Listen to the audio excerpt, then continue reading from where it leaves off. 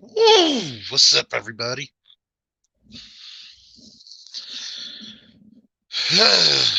uh. Been a hell of a week for me, and I'm pretty sure it's been a hell of a week for you. Woo! How y'all doing? Wait for some of y'all to get in here a little bit.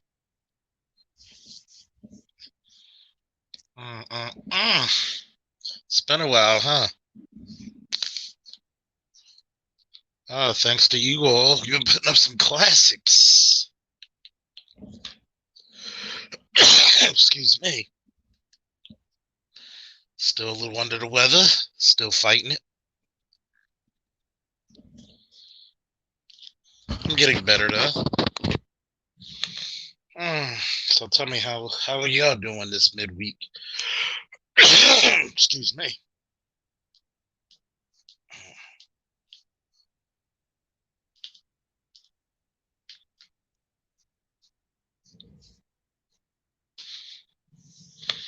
I'm out the hospital now, at least. Time to heal up. Time to put on some muscle.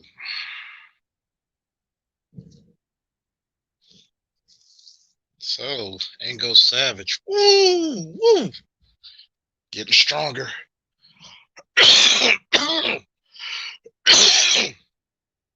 May not be 100%, but I'm getting stronger. Simply Neek. What's up, girl? It's been a while. How you doing? How you doing?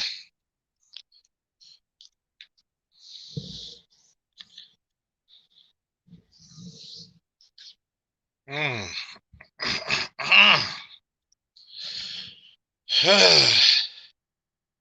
What made me want to do this today? I was listening to BGS post Dr. Neal's Black Man Has No Allies and No Friends. I think I'm gonna make a response to that one because it's true. No matter how much we try to be friendly with everybody else, everybody's not friendly with us.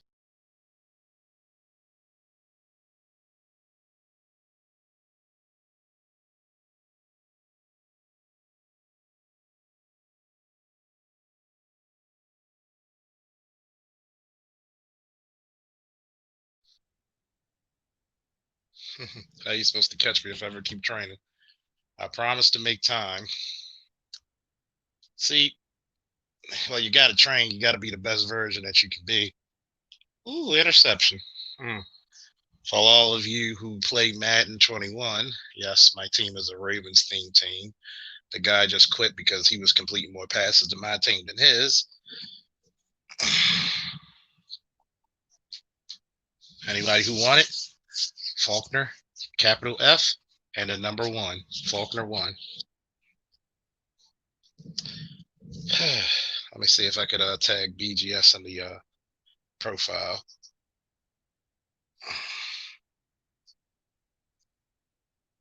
Give me 1 second, folks.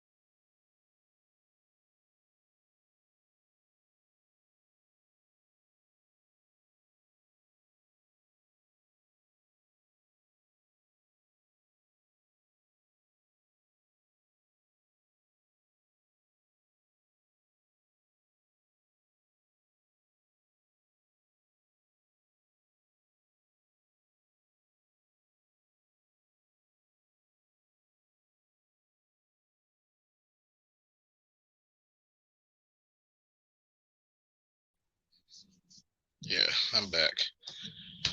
Um,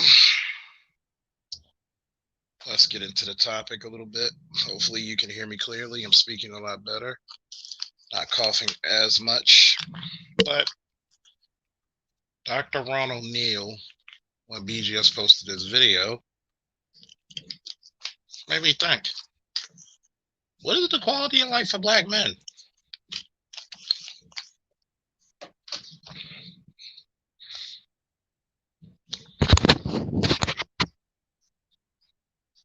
Did I lose a lot of weight? I think so. Probably about 15, 20 pounds because I couldn't eat nothing but soups the first week. I'm eating like hell now, I'll tell you that much. It made me think.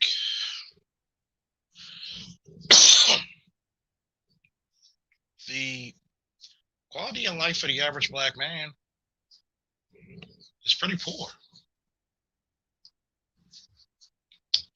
How is it that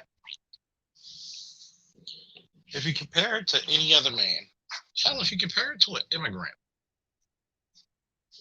we're still getting the short end of the stick. We're still going through battles. And I tell you this,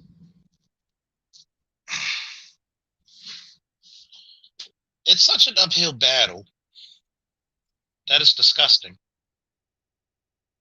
It's rather disgusting. You can't even have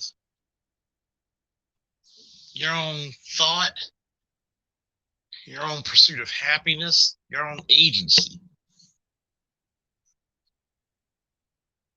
Nobody respects your sovereignty. Everyone questions your masculinity. So I do have to say, what is the quality of life?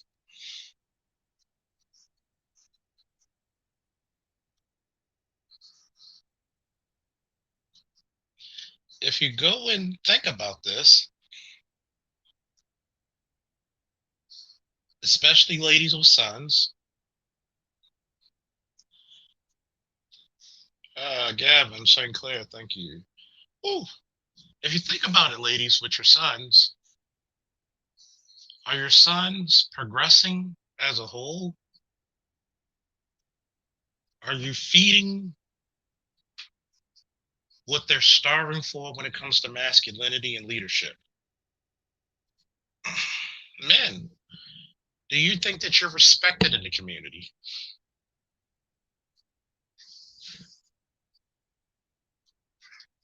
And yes, it does need to be determined. But at the same time, when that determination isn't even clear, you have a problem. At least, at least a crackhead will tell you the reason why they're a crackhead because they like crack, because they're addicted. At least they're honest with you. I don't even know if black men know if we're honest to ourselves. See, the level of agency that we're allowed to have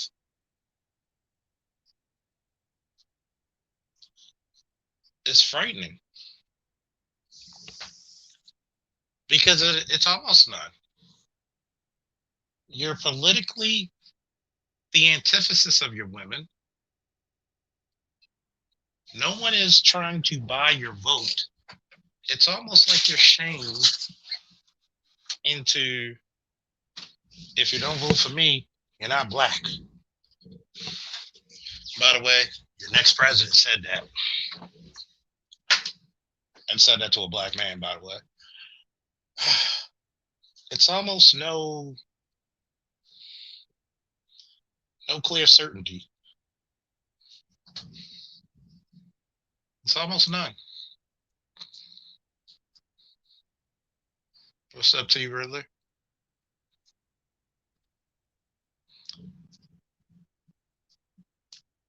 Excuse me for a moment, folks.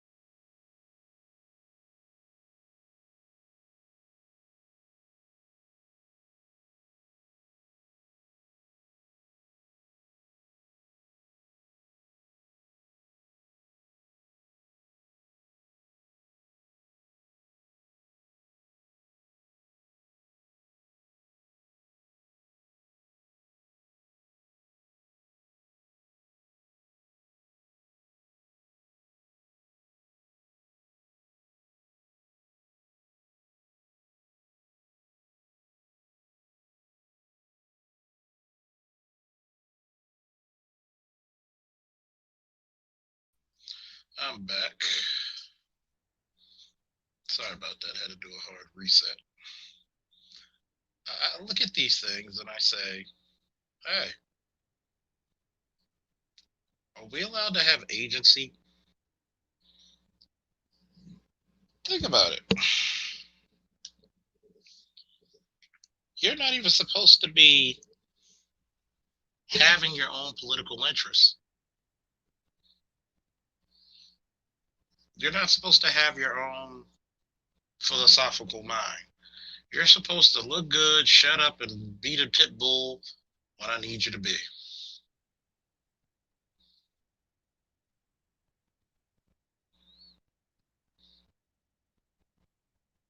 Ain't that a bitch? You're raised in not the most conducive environment for learning.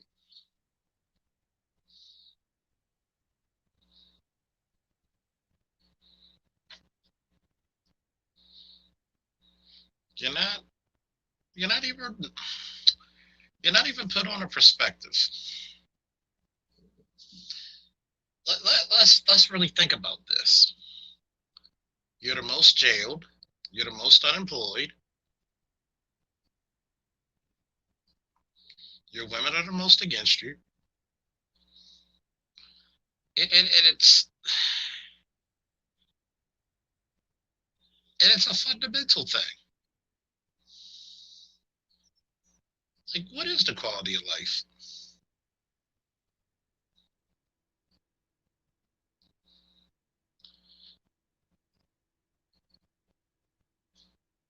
The average. Oh, what's up, everybody coming in? Measly me, what's up? But an average, are we progressing?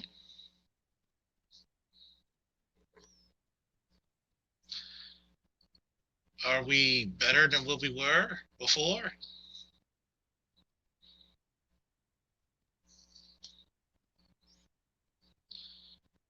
You got to really think about this.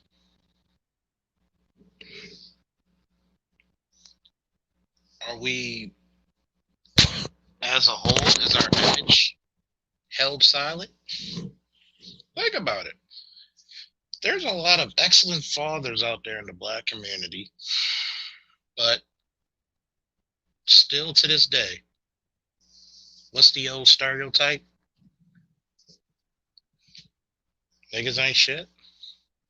Black men are terrible fathers. We make babies and don't raise them. Statistically, we know that's untrue. But you got to look at the quality of life for the black man. Mayweather, what's up?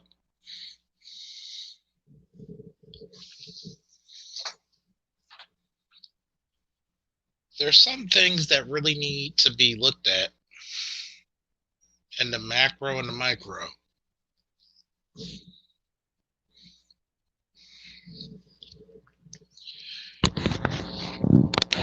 Our sons are not doing that well compared to other sons of other races and societies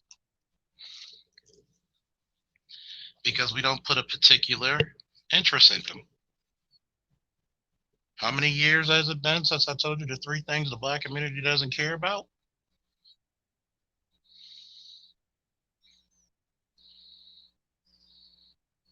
Black boys, education, and being the heroes of your narrative.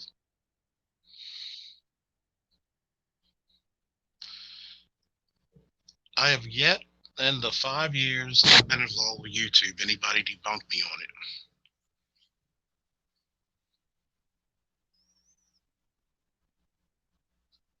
Think about this. I had a very good conversation with one of the nurses when I was in the hospital for a few days, fighting off pneumonia and COVID. Even while weakened, I'm still a warrior, damn it. And she told me that one of her friends didn't even want to get married, they just wanted the kid. In our community, we shortchange masculinity to such a minute state that you think you could greatly raise a child fully without two parents.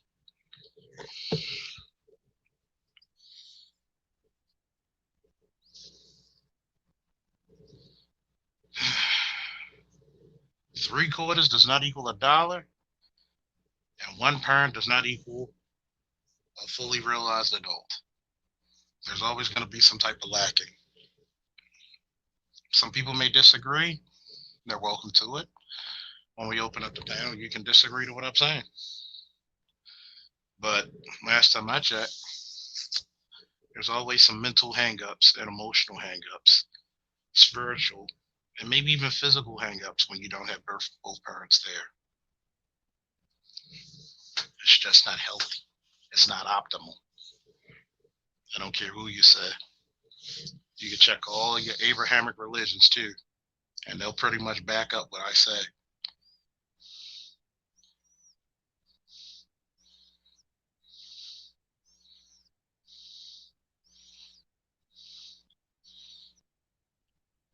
And you know what happens when you marginalize masculinity? You marginalize your builders, protectors, your planners, your providers.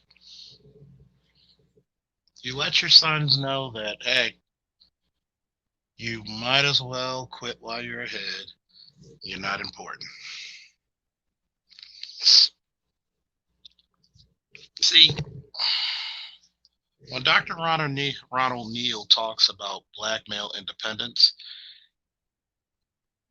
he's not talking about a hatred of women, a misandry. He's talking about a love of being a black man or love for black men. He's talking about why is the black man who built America by hand, was the first to fight for this country, the first to die for this country, why does he always get the least amount of respect? Why does that narrative still hold true? Why is it that in most black neighborhoods, I hear black men being accosted, robbed, murdered,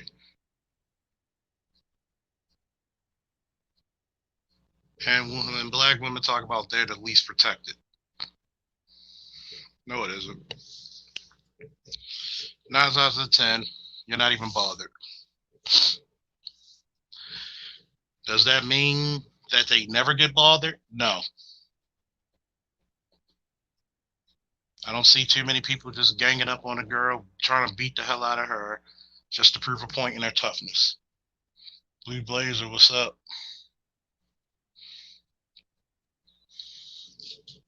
But that black boy is expected to show no emotions, is expected to beat up all the bullies 2 to 3 times his size, raised in God only knows what type of neighborhoods.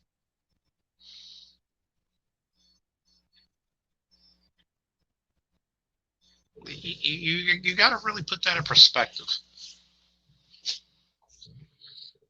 Growing up in East Baltimore like myself, and you're like, wow, we don't even have respect for a fellow black man.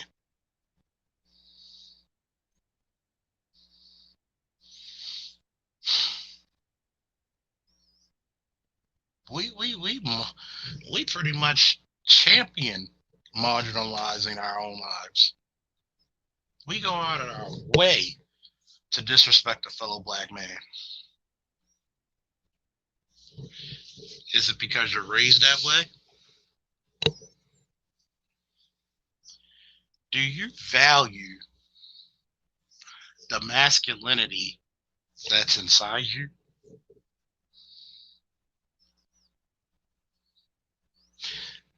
I'll say that again.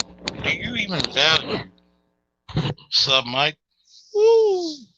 Do you even value the masculinity, the warriorship inside you? My definition, it's a gift from God. There is no greater honor to defend yourself, to defend your family, and to defend your land and your country. Just like I value femininity, there's no value in nurturing yourself, nurturing your family, nurturing your land, and nurturing your country.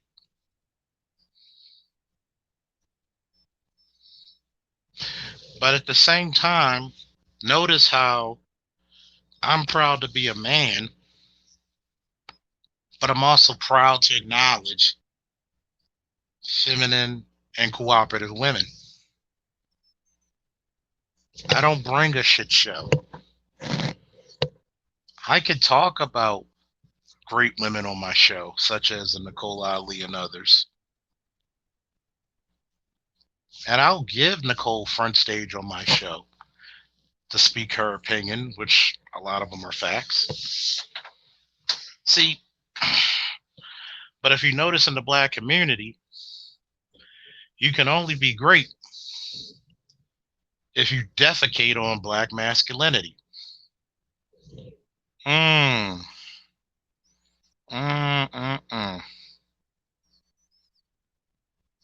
See, we're a very special people because historically,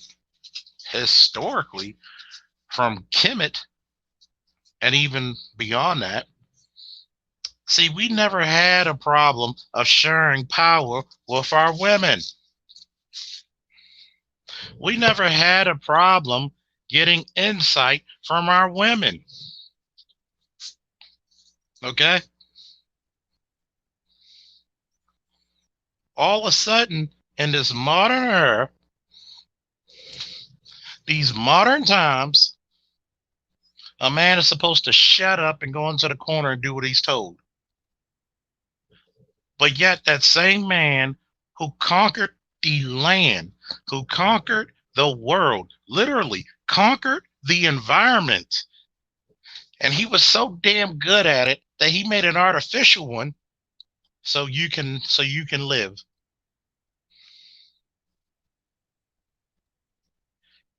And all he got in return was this noise.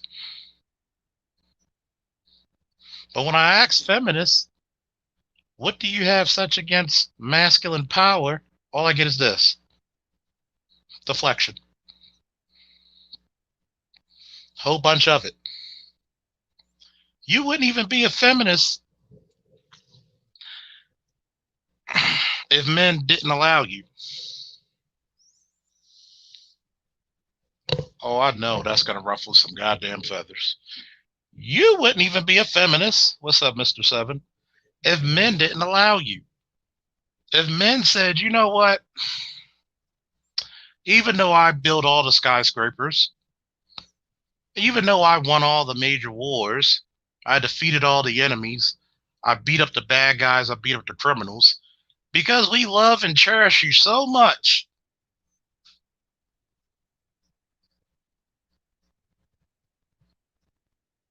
we're going to give you rights equal to ours. Underrated darkness. Woo! If you're not subscribed to Underrated Darkness, please do so. The men's fellowship is a that's a blast. You got guys on there who may agree or may not agree, but man, when we come to fellowship, it's going down. But back to the scheduled topic. We love women so much. Leon, woo! I'm trying to rock. I got to get myself back. Had to take the kryptonite out, get me some sunlight. I'll call you and explain what happened today. Thank you for sharing the live. Please do so. Share this live. Like, share, and subscribe. Hell, even share it to people who need to hear this message.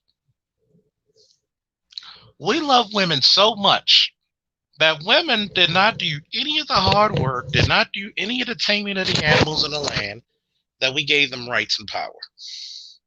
See, black people historically do not have a real big history of mistreating our women. If anything, we always looked at our woman as the other half. If you ever look at deities in Africa, for every male deity, you would see in his hand a weapon, a club, a sword, a spear, an axe.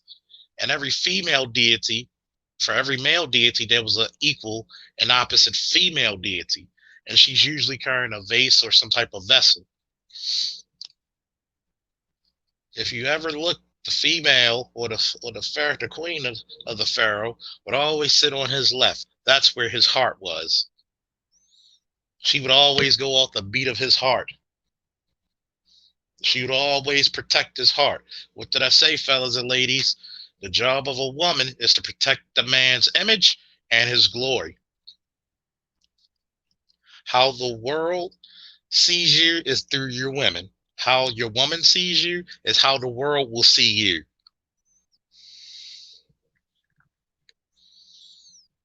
For some odd reason, a lot of people do not get that concept yet.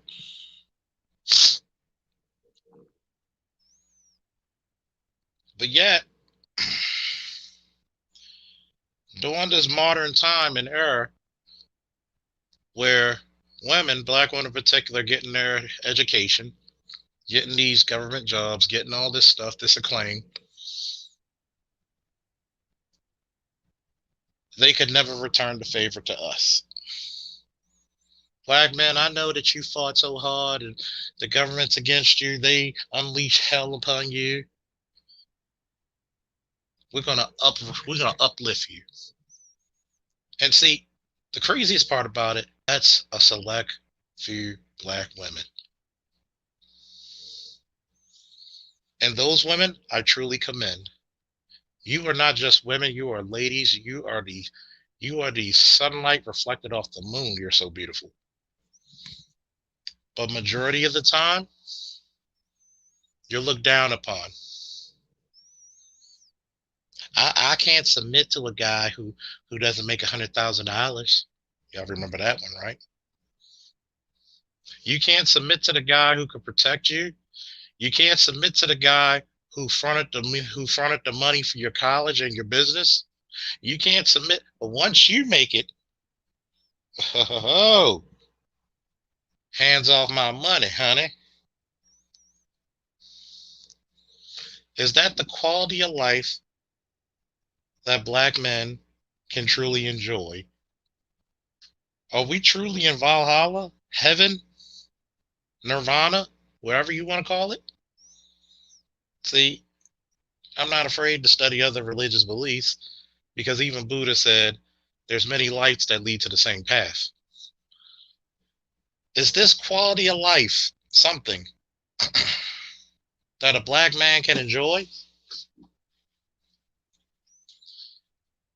Is this something where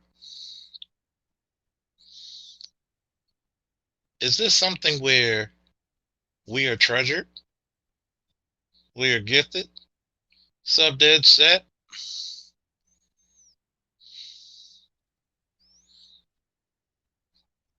Is this something that, you know, we as men, we're looked up as the heroes? Now, there's plenty of black men out there who I know who have no biological ties to any of the children, have looked out for many of communities, and will never get acknowledged, nor do they do it for such.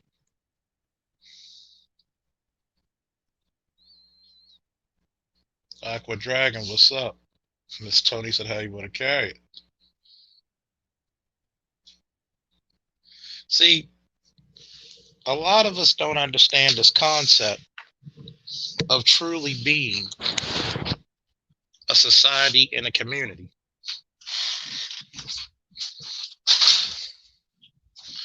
We don't really value what we're supposed to. Gotta forgive me, I'm walking around the house. Ain't shit else to do. Crazy ass dog.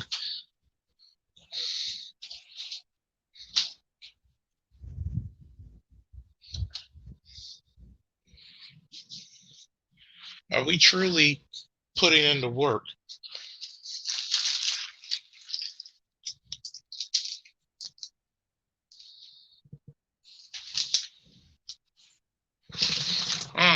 I like that, Private. Are you still wearing your mother's shoes, that Private? Are you still curious about your sexuality, that Private? If so, it's not that show. But back to how we're going.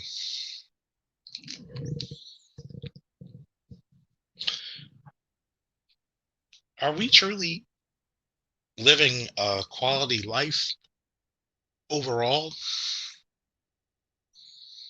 where black men openly disrespect each other? I want everybody to take a look at this. One, he needs some adult classes because he uses the letter R instead of the word R. Two, he wants to criticize dress socks.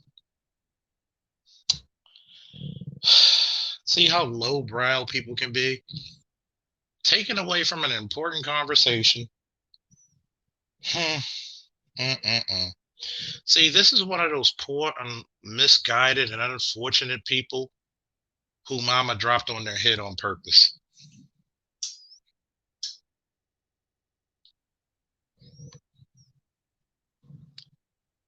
And repeatedly. You just can't stoop down to such a level of intellectual nothingness.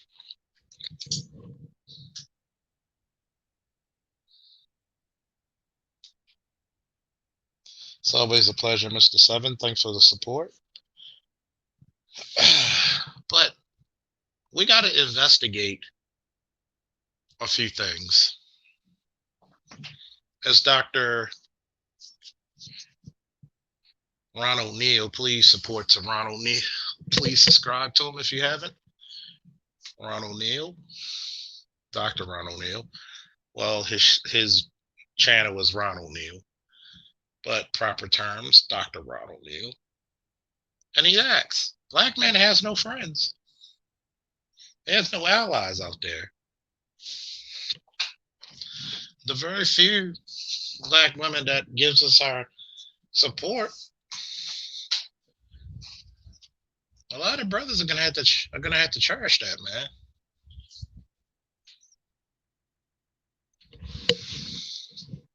A lot of brothers are gonna have to charge that because in the next coming few years or months, you're gonna be on your own,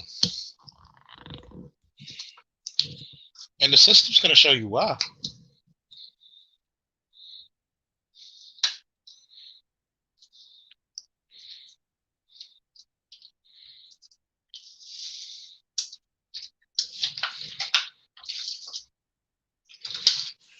Politically,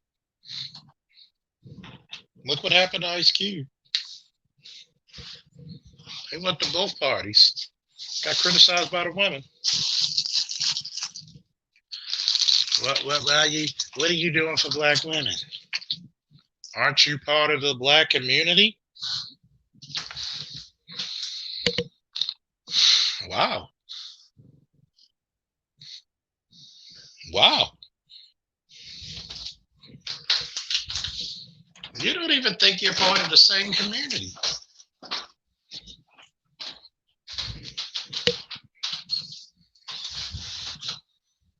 Strange enough. Strange enough. But yet, you still expect us to help you, rescue you from yourselves. What do you give that man in return? Do you give him submission, cooperation, support, understanding, insight?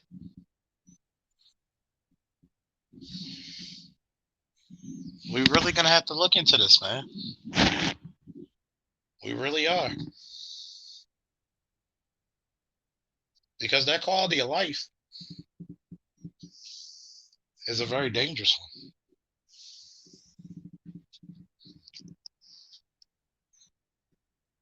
How many times can we walk down the street as a black man and people look at us like, oh my God, he's about to rob us?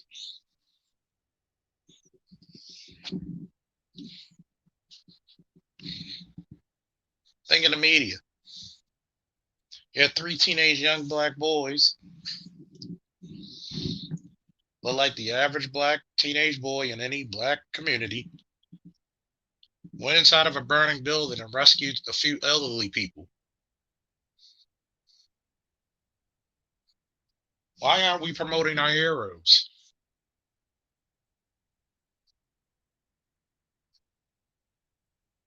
The community said, you know what? That's us. That's our representative.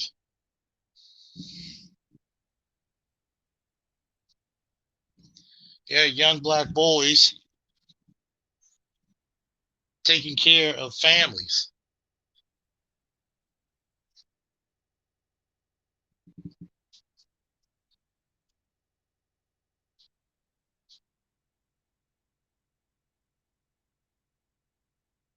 You know,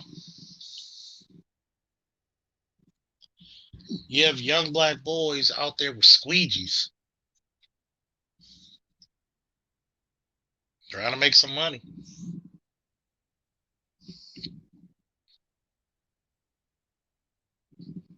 How many I don't even think you would dare see a woman out there like that. A black girl in the black community. You wouldn't even dare see it.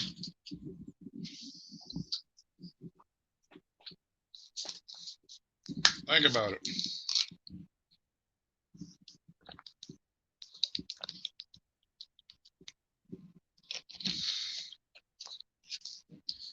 When a man's going through a abusive relationship, where's the male version of the House of Ruth?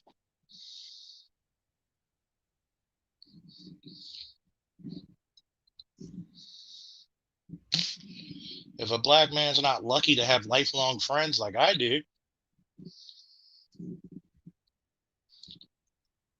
where the hell is this? Where the hell is this support group?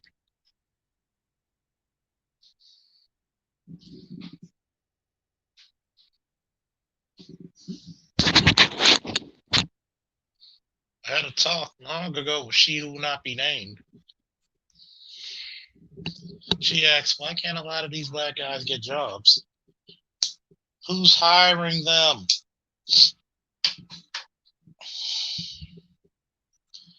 The majority, and I do mean the majority, of times you go to a large black community, you go to like these CVS's, like these Walmarts or Walgreens or Rite Aid or McDonald's, it's majority females, black females.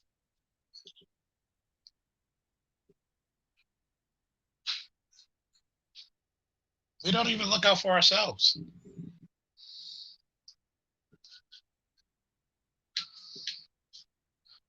Think of that.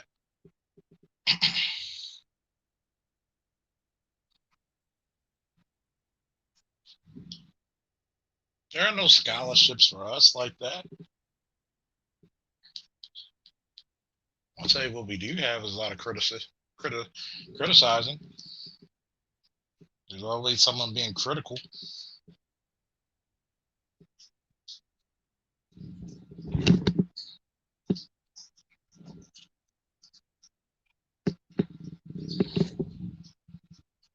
Hold on for a minute, folks.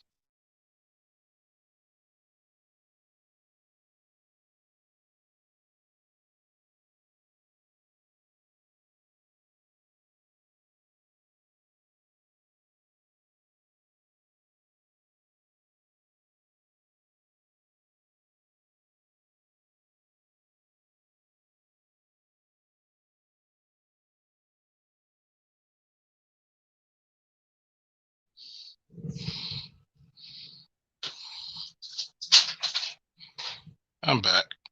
You got to look at it.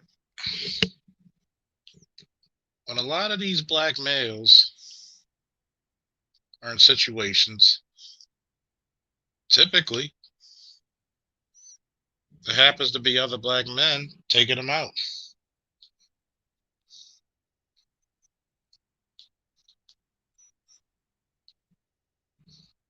It's crazy, isn't it? We had a Robert F. Smith last year paid the tuition of 400 black brothers, literally giving them their freedom papers. And the only thing people were worried about, who's he going to bed with? Who's he married to? Oh, he's got a white woman. But they don't talk about the black woman he was married to for 25 years, do they? But if he did the same thing for Spelman, not a goddamn word would have been said. The quality of life alone is something. How many times have y'all been on my channel and you had some chick who instead of didn't even want to have a freaking dialogue, just want to argue. You literally had a female who's 22 years old, never been in a relationship, never been off the porch, want to tell a guy who's almost 40 about life.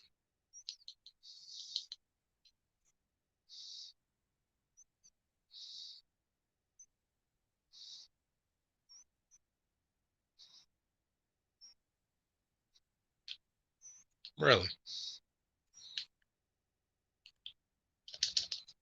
But yet, she couldn't tell me anything. What's up, Q Savage?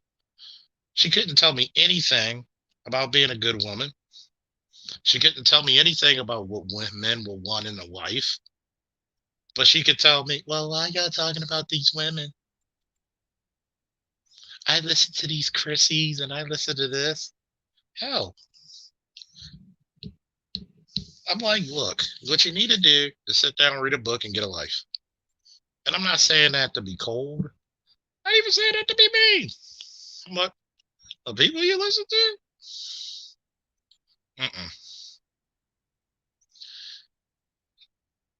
They're unrealistic.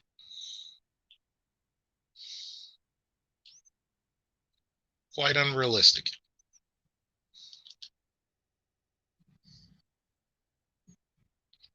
But yet, you don't even see men going over to the black female spaces. For the most part, we leave them alone. Some people actually listen and don't butt in. But yet, I had another lady who just wanted to come here to argue. And I asked her, do you want to have a dialogue or you just want to argue? Oh, I'm going to get these niggas from Park Heights on you and all this other stuff. And all that for what? To get hung up on? To get kicked out of my chat? But I'm the one being told that I respect black men in their spaces and their leadership and all kinds of shit.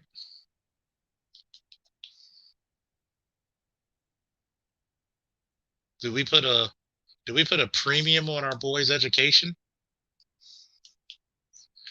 Are we too busy trying to make the next Jordan or LeBron?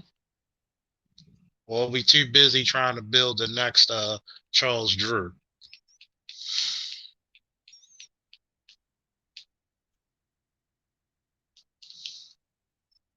If you're an intelligent black guy, you're shunned. What's up, Black Uru? What's up, Lando?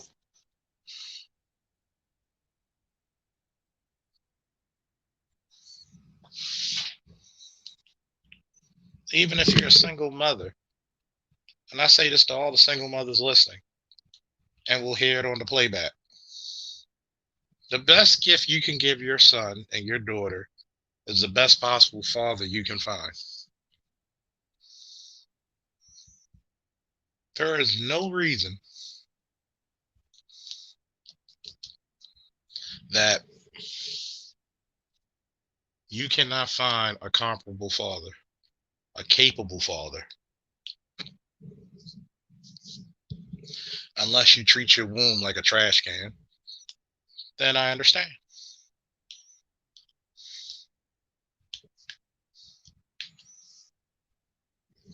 Then I totally understand. If you treat your womb like a slingshot, I understand. Even if the father's not there in that boy's life, yes, get that boy a mentor. At some part in life, that boy is going to outgrow you. I was on the Green Gorilla show last night. Shout out to Green Gorilla, the G with the PhD. There was a black mother who, on what he was talking about on the show, who had her son go to a private school that was predominantly white in the 9th grade, and the book they were reading was called Fences. You know, the one with the play where turned into a movie starring Denzel. And she was upset. She was a lawyer, black mama, single mother, mad because she thought it might make her son feel awkward hearing white people say the word nigga in a book. But yet the school said we wanted to choose black literature in respect of the black experience. So when you have a chance to change the minds of white people, and usually the best way to do it is while they're young and impressionable, why not do it within the literature? Do it within the readings. Instead of actually being a sound person, she wanted to be like, no, this is too much for my son in 9th grade. And I agree with Green Gorilla, because guess what? If you don't want your son to be exposed to the word nigga, then guess what? Nigga, please take away his music, take away his video games, take away his friends, take away his culture. Here's the foolishness. You put him in a predominantly white school, and And you think that's the hardest shit he's gonna go through?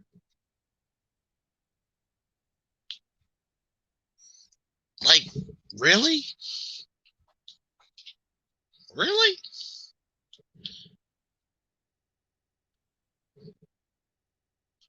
I mean, really?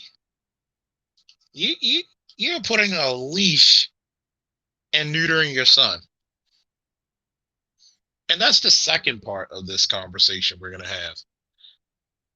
You're not even raising your kid comparable enough to deal with the world as a man. And see, this is the reason why that bullshit that used to be said, I'm the mother and the father, does not hold true. I remember talking to a young brother on Facebook. This had to be about what, 7, 8 years ago. And he wished his mother a happy Father's Day. I said, how can your mother ever be your father? Well, she told me everything I need to be a man. See how we marginalize masculinity? You know, it's like a goddamn commercial. Masculinity is so easy. A woman can do it. How can you teach something that you benefit from his struggle?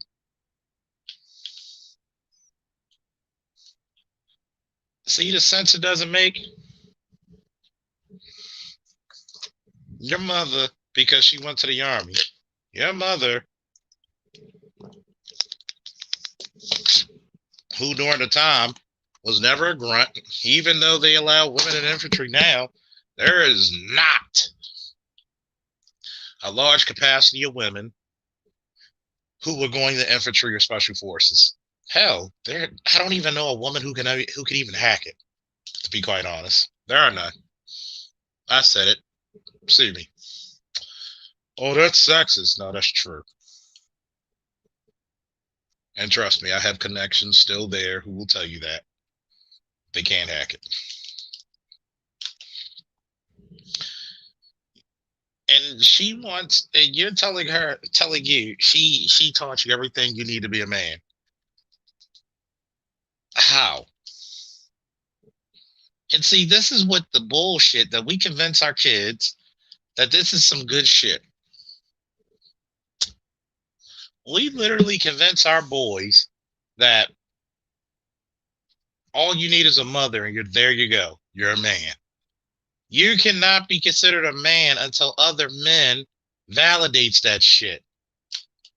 Okay? Well, my mama said I'm a man. Your mama says a lot of shit. Don't believe it. So does your daddy. But yet, these are the same people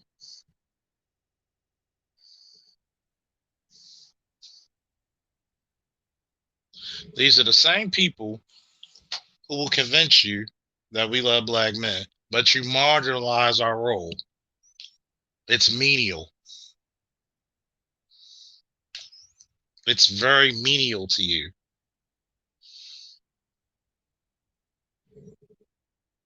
It's okay to talk about masculinity. It's okay to talk about toxic masculinity, but you can't talk about toxic femininity. Strange, right?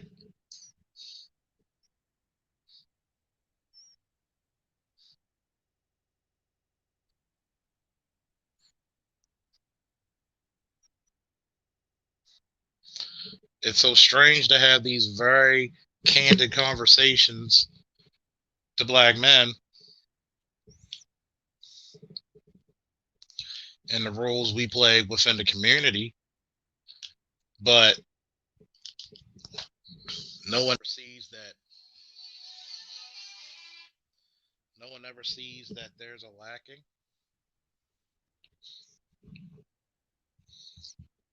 No one ever sees that we need to get more out there. Well, I don't think it's fair that we only get to talk about women. No, we talk about them all.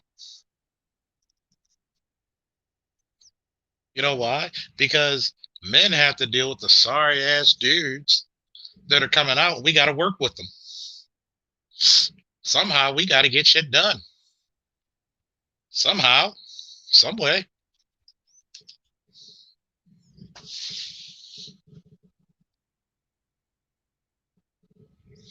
See, men are even more disgusted by the weak-headed men. You know why? Because every man knows that if you don't do a part of you what you're supposed to be called upon, you got to pick up somebody else's fucking slack.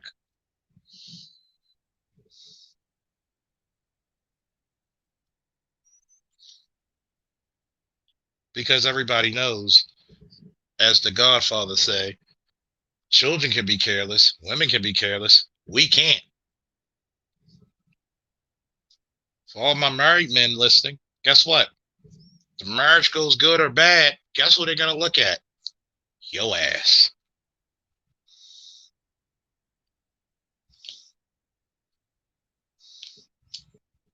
They're gonna look to you. Guess what? Even in your Abrahamic religions, they're not going to look to the wife. They're not going to look to the child. You're going to stand in front of the throne of God and you're going to have to give an accounting.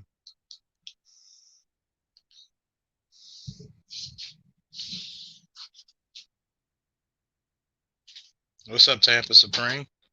See, one thing about being a man, you always got to be responsible. Two men can't just argue. Why? One of you can die. That's some heavy shit. Think about that. You argue with another man, one of you, if not both of you, may not walk away from it.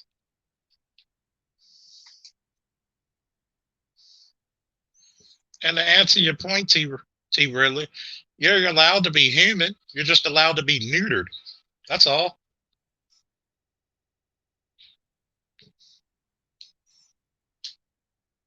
The problem with this is you're allowed to be a neutered. You're not allowed to vaunt your masculinity. You're not allowed to vaunt how smart or how strong or how brave you are. You're not, see, growing up in the 80s was a motherfucker for me. I was surrounded by Thundercats. Literally, Lino's title was the Lord, quotation marks, King, parentheses King, I'm sorry, of the Thundercats. He-Man, his fucking moniker is the most powerful man in the universe. Think about that. What man would not like to be called the most powerful man in the universe? Makes you think, doesn't it? Literally. You're so strong that there's nothing in this universe, there's hardly anything in this universe can challenge you. You barely have any equals or any rivals. Think about that. Like, literally, you grew up watching the Hulk, the Superman, the amazing and sometimes spectacular Spider-Man. You came up with all this bravado. You came up being proud to be a boy. As a matter of fact, last time I checked, you were so proud to come up that they even gave girls their own heroes. You had He-Man, we gave you She-Ra. I like She-Ra. I love She-Ra. I love the story. I still have the 30th anniversary comic in my collection. I think it's great that girls can get their strong heroes. But you know what the most beautiful part about She-Ra? She never forsaken her femininity. She did things her own way. Hell, she was even different than He-Man. He-Man was the sheriff. She-Ra was the revolutionary. Because the Horde was in charge of Eternia. See? great literature without shitting on men.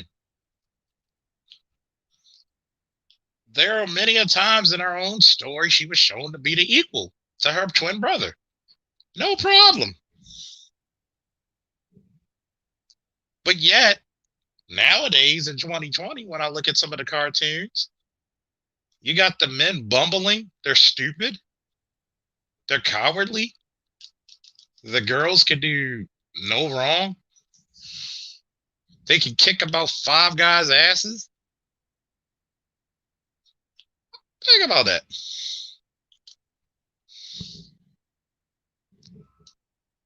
Like, what heroes can your kids in 2020 really look up to? Think about it. You had even fucking Kermit the Frog. Kermit the fucking Frog was actually a hero. He showed a story about masculinity. He was the sheriff of a town, and it was his big bad desperado. Kermit was actually scared. Reasonably so. He was shaking literally in his boots.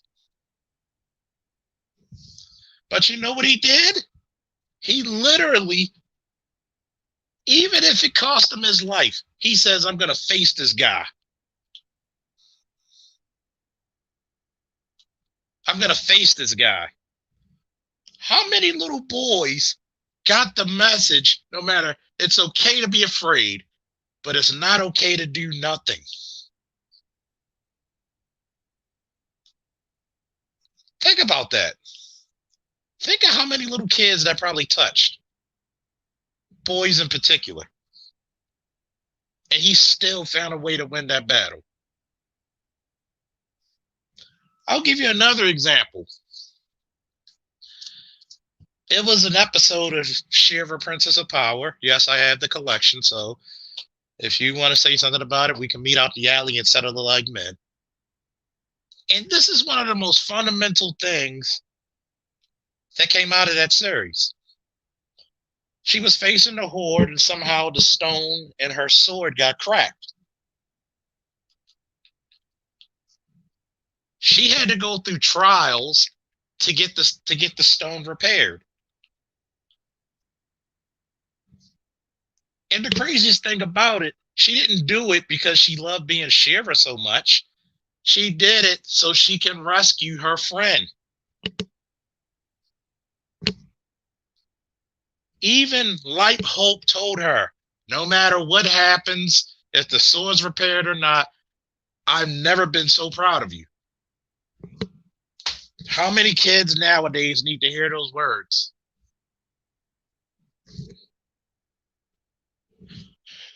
They even said it. You didn't want this great power because literally, when she invoked the power of Grayskull, she literally becomes a god. That's why they put Ra in her name. She god, female god. They said you invoke this power not to become rich, not to become immortal, not to gain great power, but just to help a friend in need.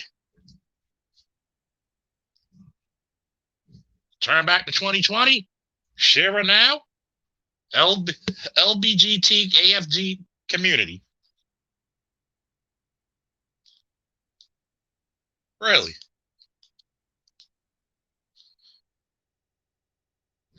Really? I was so happy to look at that episode, which was called one of the top 10 episodes of She-Ra. It had stuck with me since I was a little kid. How many of us would gain great power just to help a friend? And remember, that's a female-dominated show teaching you about perseverance, friendship, bravery, courage, commitment. Shall I go on? But now I watch the same shows with the same name, modernized, and they want to push a narrative.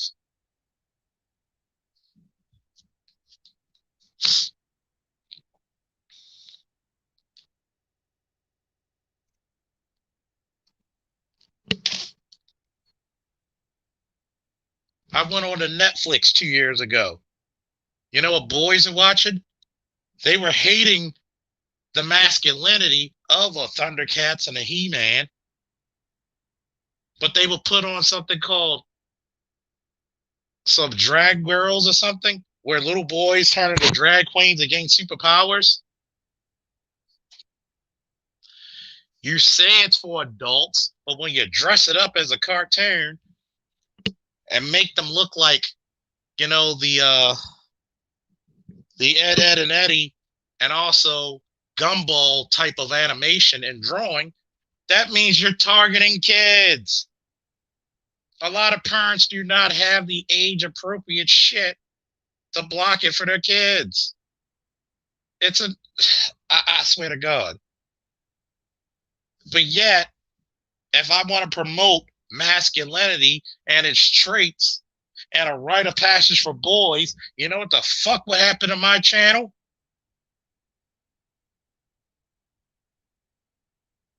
YouTube a shadow ban me.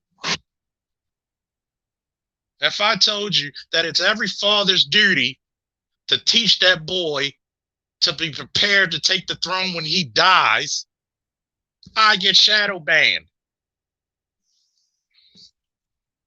But y'all don't hear me though.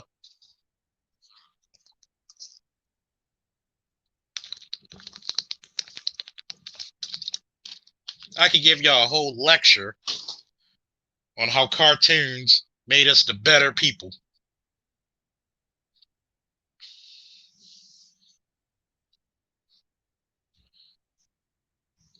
Here it is. For some of my 80s Thundercats fans like myself. What was the most pivotal episodes of Thundercats? The fucking anointment trials.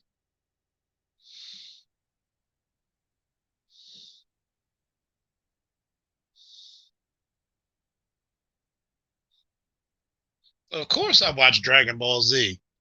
Shit, I was the generation that waited forever to see if Goku was ever going to be a fucking Super Saiyan. We were waiting forever for that shit to come out in English. The anointment trials of Thundercats. Lion-O is the hereditary Lord of the Thundercats, meaning his father was the king, he was the prince, he inherited the throne. But guess what Thundercats actually taught you? Just because you're born into the seat doesn't mean you earned it.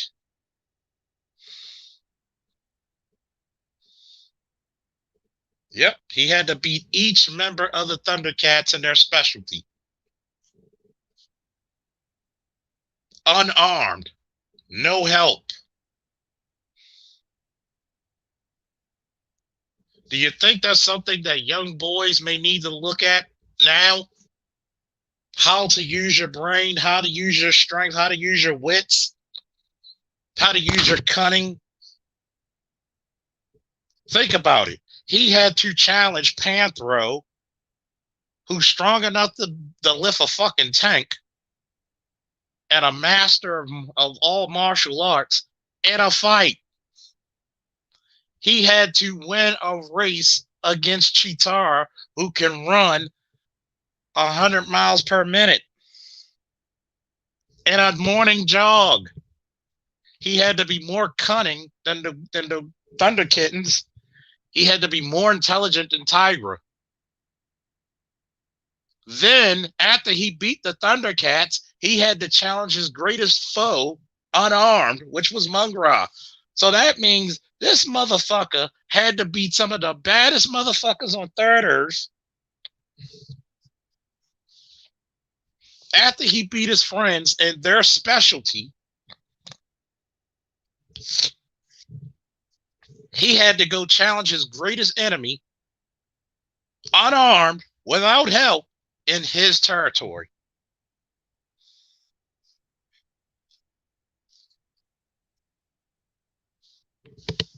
Is that something that young boys and young girls can listen to now?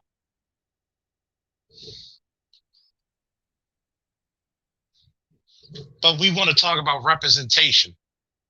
See, nobody wants to talk about the ugly sword Whatever happened to the representation of masculinity? Oh, I need to shut the fuck up. I need to shut the fuck up. Since Dead Set Anime brought up DBZ,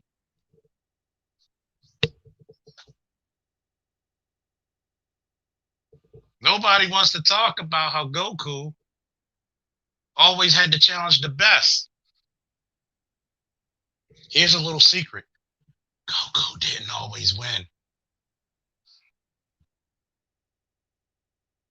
Here's another secret. Goku never defeated Vegeta.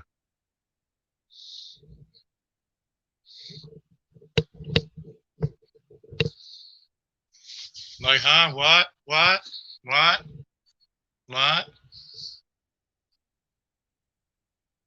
Look at Superman. Of all his abilities and powers and training, it's not about if Superman can defeat the villain. Is this is the lesson that young men need to learn. Young boys and young men. Am I doing the right and or correct thing?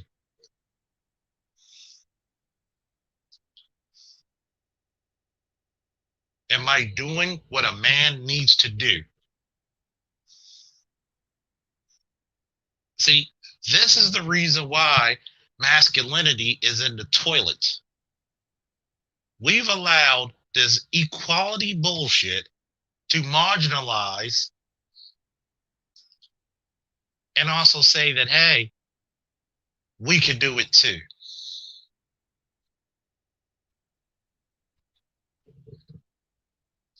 We made it look like, but yet, when as soon as a woman says you can do the same thing as a boy, guess what? We never made them prove it. Even when they wanted to go to Ranger School, how many females thought it was easy? And guess what happened? They failed. You could go in my archives and look what the that white female Marine captain said. Women should stay the fuck out of combat arms. She suffered from, it was so devastating. Just the training alone, she suffered from temporarily being sterile.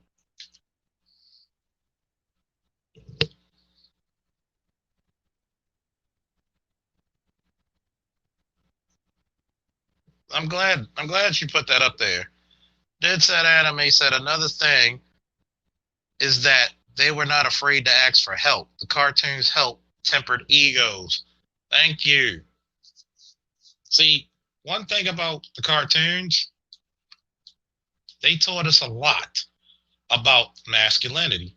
They taught us a lot about teamwork.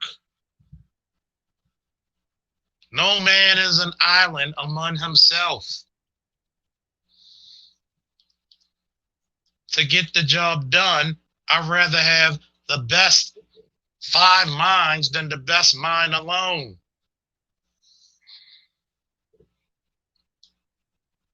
See, the greatest issue with this community, with this sector of YouTube, where's the teamwork? How did you win the gender war? There is no one person who winded that motherfucker. I tell you that now.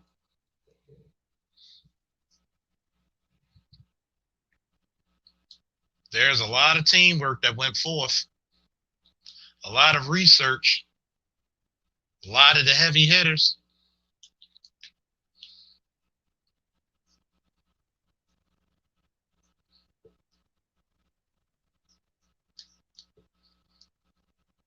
A lot of heavy hitters. A lot of people bringing their expertise, which is law / law enforcement, science, political science, geopolitical economics.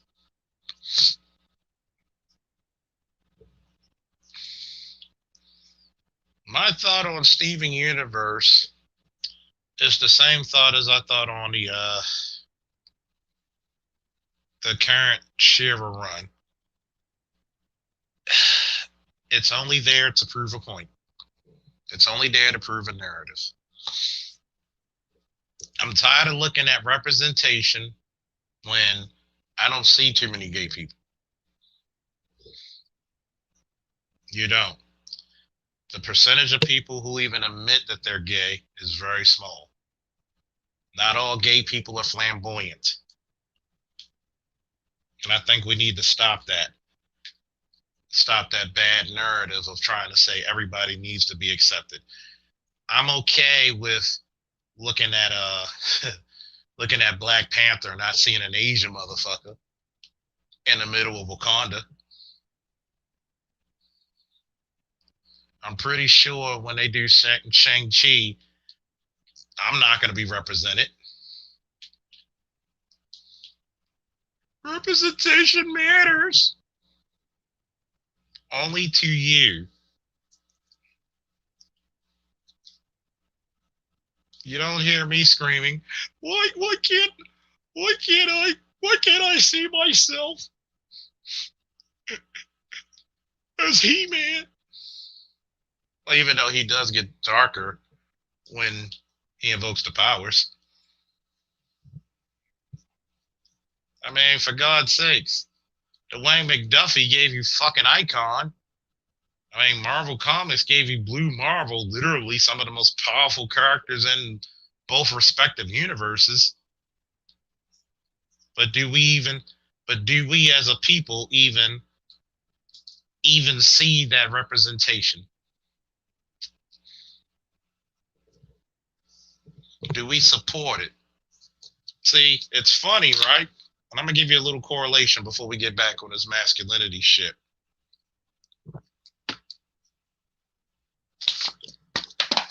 It's funny, right, how Black people can make Black Panther a $1 billion movie, but how many of these jackasses bought the book? You could have had Marvel Comics by the seat of their ass if you actually supported the damn book. Guess what would have happened? They'd have made more Black characters just to appease you, just to get your dollar. So short-sighted. Think about it. You support the book too? Oh shit. Black people serious. We need more Black characters. Marvel and DC would have been the blackest fucking places you would have seen outside of Africa.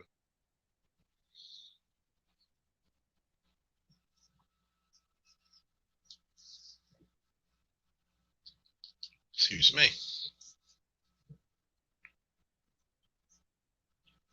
So we look at this stuff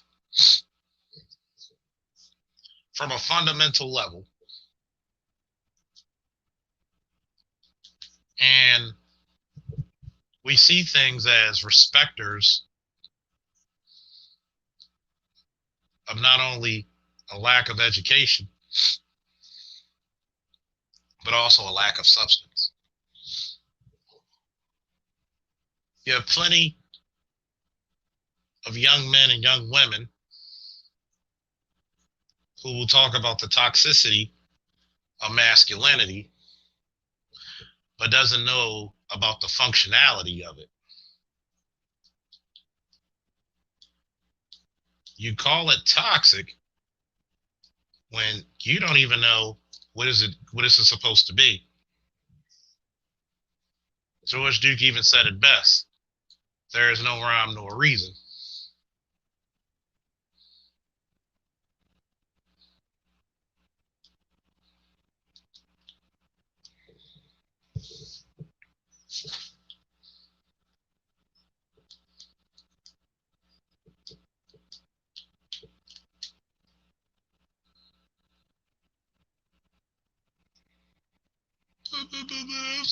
I don't think it's fair. Life ain't fair. Not all men are created equal. Neither are all women.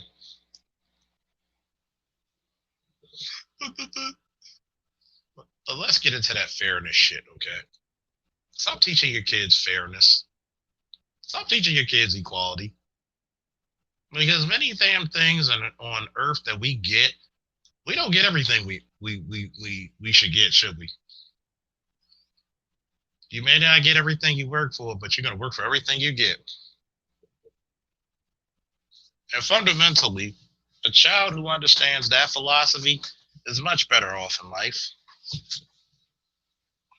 Much better off.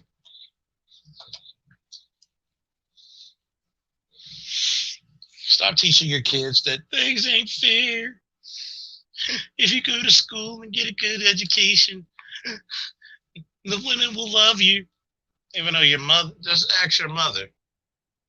Was the guy she fucking with, were they the best in school? That's another thing. See, women embellish. They tend to embellish shit. Men, we give it to you raw, no chaser. That's a beautiful thing. Not saying you don't need mom. Not saying you don't need a little bit of a help. But growing up, especially when you're an adolescent, when you're a preteen, you need to start learning what the truth about the world is. The toughness, the grittiness. Stop killing this goddamn warrior spirit. Who the hell is going to be left to protect this damn thing? I don't know how many more years I got in me to protect this motherfucker. I don't know if the COVID might have took some years of my prime off. Hell, I'm at the process of healing. I'm literally sitting 3 feet away from a space heater. And I'm like, wait a minute. Somehow, some way, I gotta be able to get myself back up into shape and manage. If you actually thought about it, would you want your son to be soft? Ladies, gentlemen? Oh yeah, it just slipped my mind. I'm gonna go back to the green gorilla piece. This mother, who was a lawyer, so when I tell you she's a lawyer, that means she's educated. She knows better. It's not a quote unquote hood rat. She took it upon herself to write a nasty letter picking on a teacher unfairly, another black woman, about the subject matter. And now her son has to go, and now because she created such a ruckus, her son now has to go to private school. Think about that. I'm a guy who went to private school since the age of 2, went to public school and high school. You want to talk about culture shocks? I survived it. Love my Lee Clifton. Shout out to Lee. But because of your mouth and your temperament, you just subjugated this boy's education. For what? For freaking what?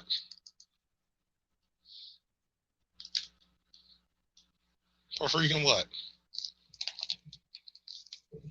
And then you cannot fight all your kids' battles. I had a wrestler who did that. Every time he wanted to be tough hanging with the boys, but if somebody challenges him or gets a little too rough, what's up, Black and the Fat? Woo! As soon as somebody gets too rough or too tough, he wants to call his mommy. I even told him, how the hell you gonna get respect from the boys if every time you would have called your mom or your uncle? Learn how to deal with shit on your own. Or learn the other thing. Stop talking shit you can't handle. I said, dude, you really think that if you tell a person you're gonna hit them, they're gonna let you hit them first? I said, you're not realistic. You're totally not realistic. Here comes mom. Oh, nobody gonna put their hands on my son. I'm like, okay. Like, you're a female. You're an adult woman. You're dealing with teenage boys. The teenage boys are not even full grown men and they're stronger than you. What are you gonna do?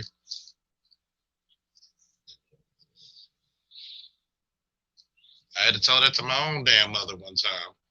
My brother and one of my nephews were fighting. I said, why are you stepping in between them and you had perfectly good old me to handle it?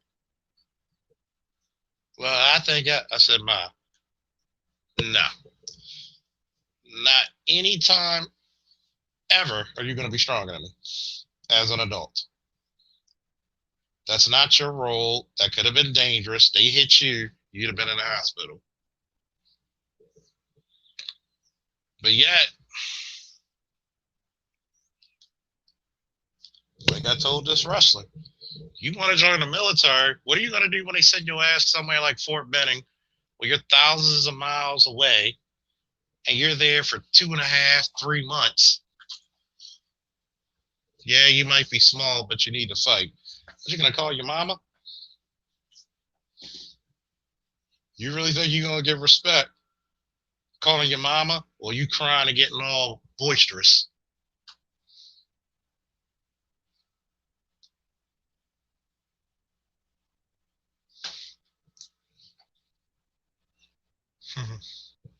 Let's see what Ingo said. He said, I heard you on that one. Glad you sounded better.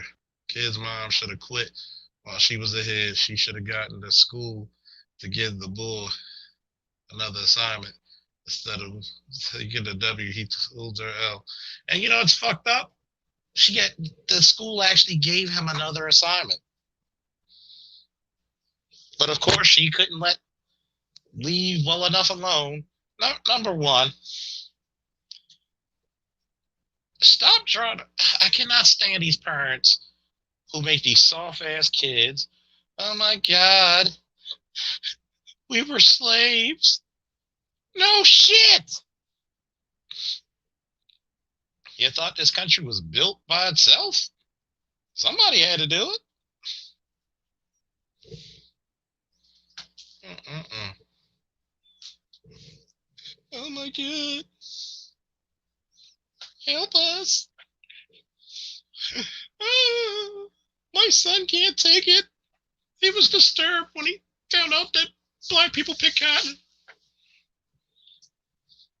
We were slaves. Oh, oh well. Shit.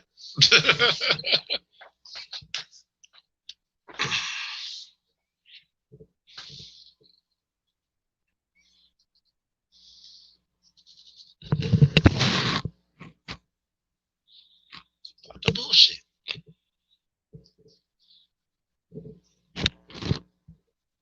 I'm about to open up the panel. Put the link in the chat. Anybody who wants to come on.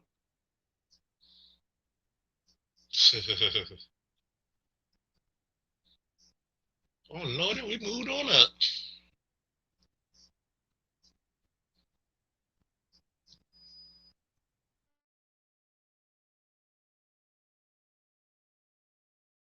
What's up, Gold Professor?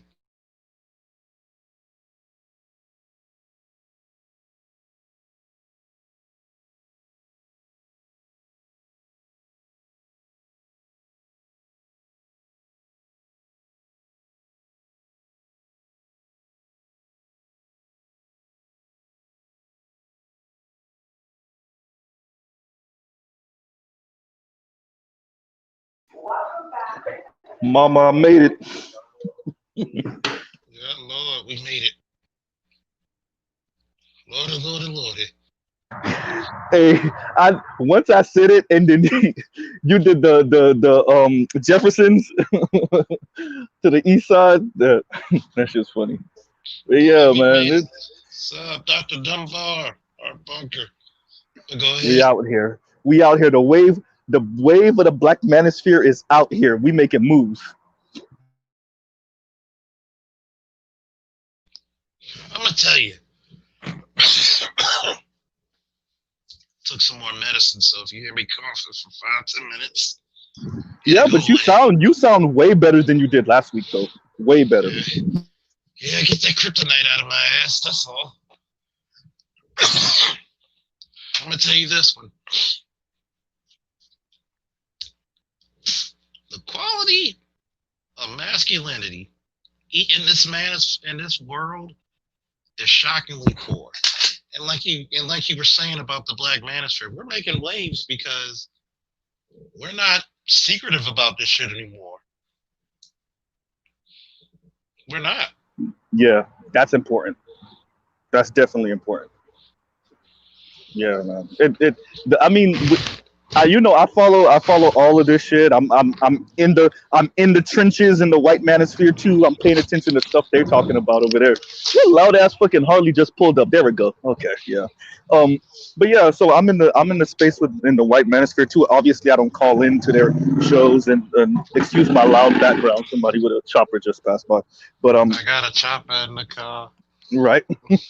But yeah, so I'm paying attention to stuff that's going on over there, and it's a lot of circular arguments.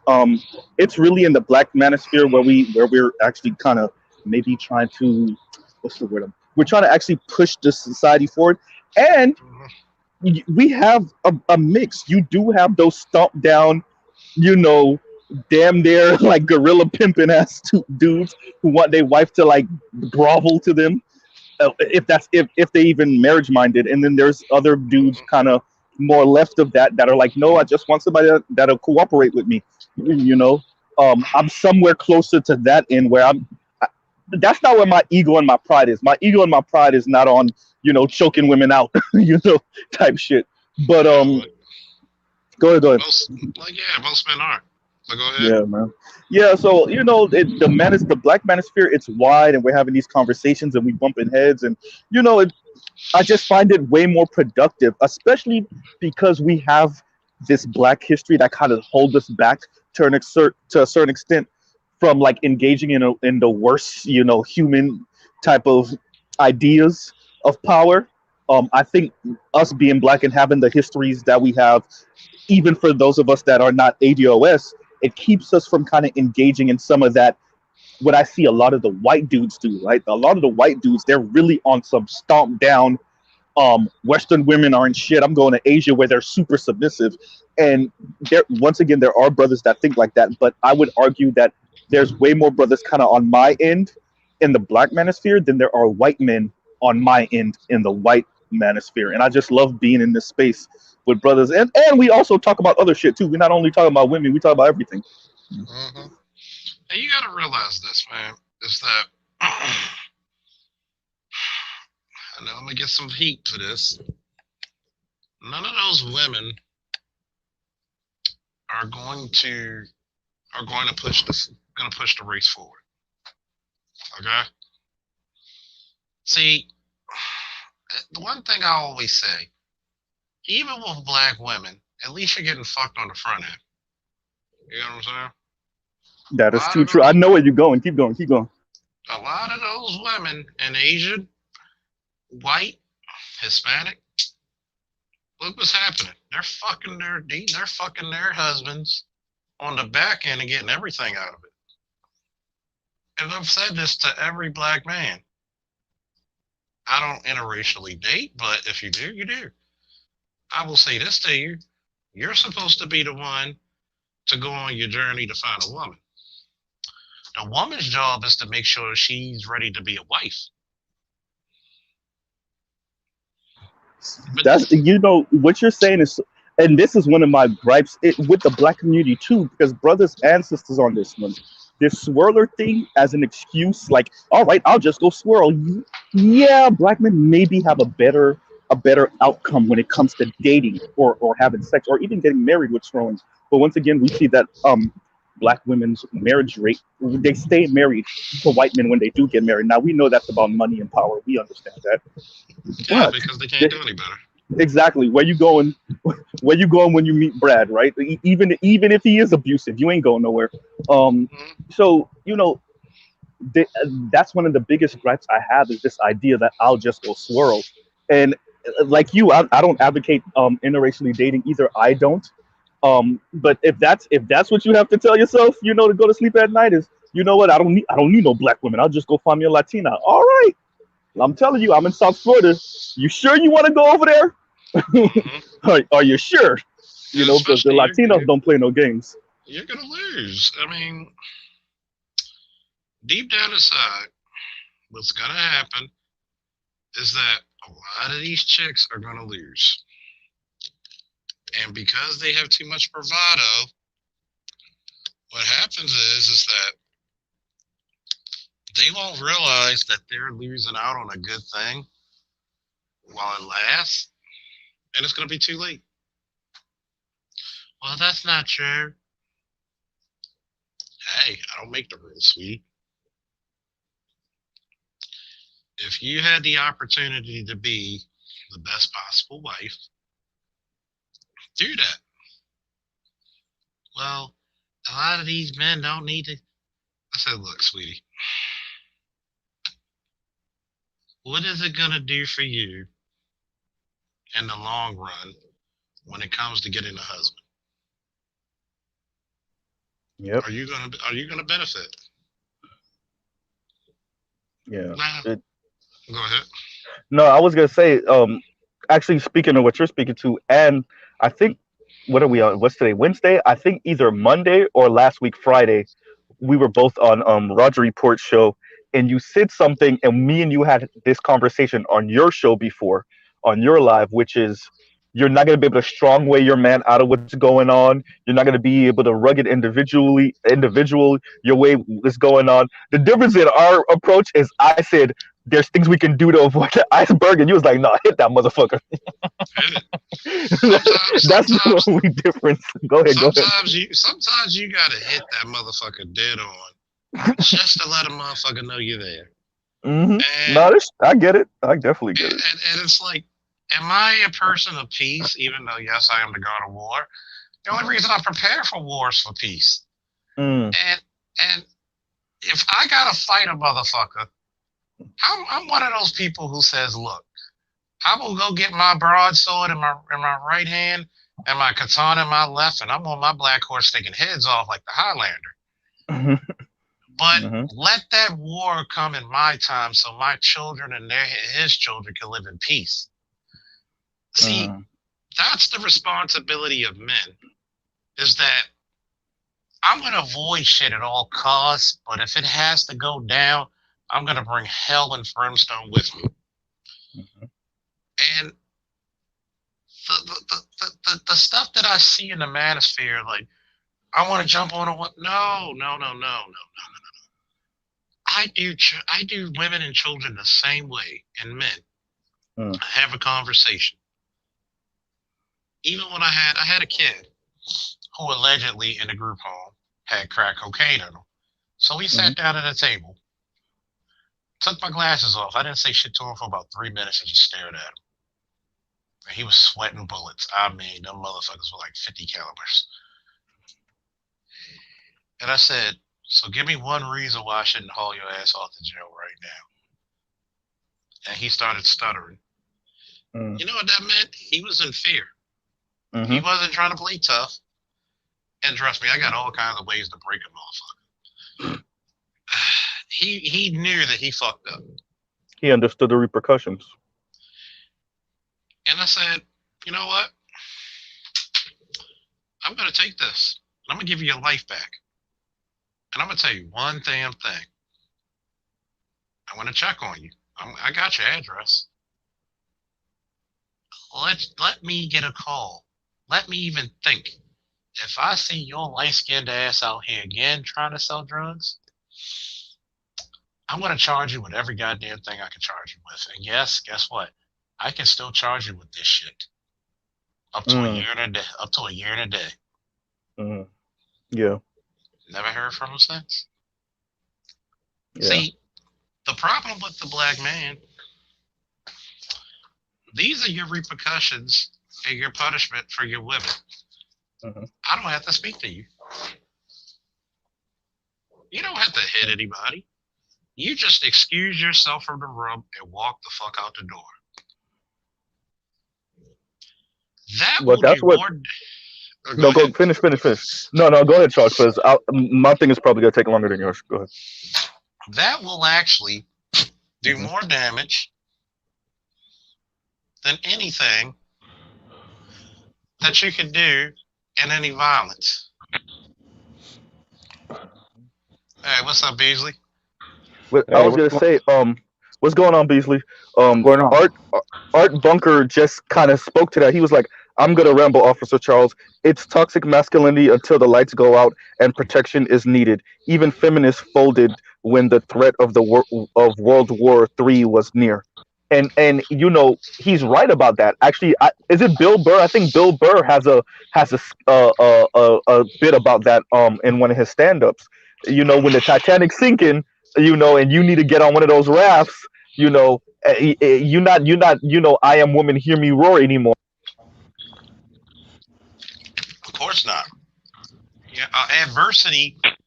My father had a saying: "Adversity brings the bitch out of a motherfucker, doesn't it?" Yeah, it does. Well, He said, the way you handled that kid with the drugs was really a good way in so many ways. Hmm. He'll probably stop that behavior. Um, you were able to give him the shock without giving him the stigma of having that type of arrest on his record. You know, Hmm. mm-hmm. You showed him uh, the hammer and you didn't bring it down on him. You showed him Thor's hammer and you let him know that you could bring down the whole entire lightning bolt on him, but you didn't. All I and did that was doesn't just light. All I did and was that just let it light up a little bit. Go ahead, Beasley. no, and that doesn't normally happen. Yeah. Mm-hmm. And he knew he was blessed out of that one. Let it would have been one of them white boys. His ass is in jail. Oh, hell yeah. And But here's once the again, Charles, this is why we need black officers in our neighborhood. Like I told you, my best friend is a police officer down here in Florida, and he's similar to you. He's similar to you. And I think and he polices our neighborhood that we grew up in. So that's why it's important that it's a person. And here's the important part: it just can't be a person that look like you. It has to be a person that has an emotional and a connection. And this is the one place I really think, Yeah, like, having a connection. and how do you gauge that? And do you think the police department hires with that criteria? They're Hell no. happy that yes. Go ahead, Charles. no, Go ahead. they The no, answer they is nowadays yes, Oh, okay. Yeah. because they go investigating your neighborhoods Mm-hmm. well that up to the 6th grade. well they understand. They understand. But I heard you talking, Mr. Z. Hmm. You're in South Florida, and you think the Latin women are off limits? No, no. What I'm saying is, I don't think they're off limits. I'm not saying that you should. I'm saying, don't think that that's where your safe haven is. Don't think that's where the respite from bullshit is. Because I'm telling you, Yeah, down here with the Cubans and Dominicans, bruh, you think black women are gold diggers? Shit. It's a whole different ball game down here. they are all women like power and money. Hmm. So that goes without saying. You can bait them with that. And all women got a certain amount of bullshit with them. Yeah. But as far as somebody being aggressive and want to fight you and punk you and subjugate you and talk to you like you don't even fucking matter, Mm. you'll still find that, but you'll find it less. Mm-hmm. I You'll could still agree with you'll, that. I agree you'll with that. still find it. No, you're talking to someone that dated Latin women exclusively for a good 10 years. Hmm. Not just because I liked them. Mhm. Because I liked them. Because I dug them. I like the way they look. They'd be hot. They'd be hot. And the arguments don't be the same. And especially if they haven't been in the U.S. culture that long a time. Or if they Mm. come from a man, woman, come on, woman, take your shoes off, man, and start skating to you from moment one. Mm. It's a different Yeah. experience. It's a different. I'll tell you one thing. I'd be fucked up in the head if I actually knew. I'll be like shit. I don't even know what to fucking argue with you about. There don't be that many. I've been in the experience where there don't be that many arguments. Yeah. You raise your voice.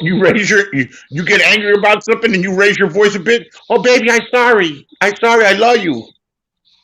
Mm, I'm yeah. sorry. I'm sorry. Do you think some of the Beasley? Do you think that some of the back and forth and animosity between black people is not only that because we're on the socioeconomic bottom, but maybe a sense of familiarity? Like, I just want to get away from you because you look like the bottom to me. You know? No, You I don't don't know. think it has anything to do with that? Maybe subconsciously or psychologically, people have gone through shit. People have gone through shit in their past relationships, and they don't want to relive it. You know, they're not trying to relive it. But women, for the most part, they'll see they'll see signals and signs when nothing's there. You know, and create some shit in their fucking head. Men can do it too, but women really do it. Um, Man, I've dodged some bullets, man. I've dodged some bullets.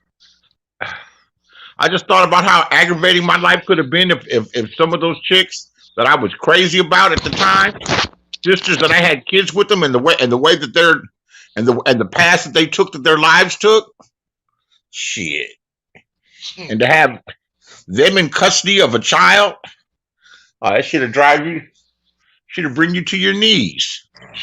One of the scariest thoughts I have is ever getting the wrong woman pregnant. Just that since I was a kid, that's the one thing. It's almost like what Dare did to me and Charles' generation, like that stay away from drug shit. Or scare straight did to me. Yeah, yeah. So that's what watching a bunch of men when you walking through, your local grocery store getting cursed out by their girlfriend or their baby mom, or Fuck that. hearing the horror stories of your uncles and your uncle's friends and stuff like that. That older generation going through the crap with the baby moms, that scared the hell out of me, man. Most cats I don't know that don't deal with that shit, and when they and if they do decide to deal with that shit, they end up removing themselves from the group. You know, you don't see Johnny no more. He's over there with Kendall. You know, and then when you see him out, he just do his head up at you. You've been knowing this dude for 25, 30 years. You done flip bitches together. You done traveled. You done all kind of shit. You done all kind of shit together. And when you see him, he just do his head up at you. Yeah, well, we got a couple of friends like that in one of my groups. Couple of friends like that. They've completely removed themselves from their lifelong homeboys, you know, Hmm. in order to be with some woman and be a totally different person. Or we don't Of know how they course, are. Yeah, that's crazy to me. it is to me. It is to me It, too.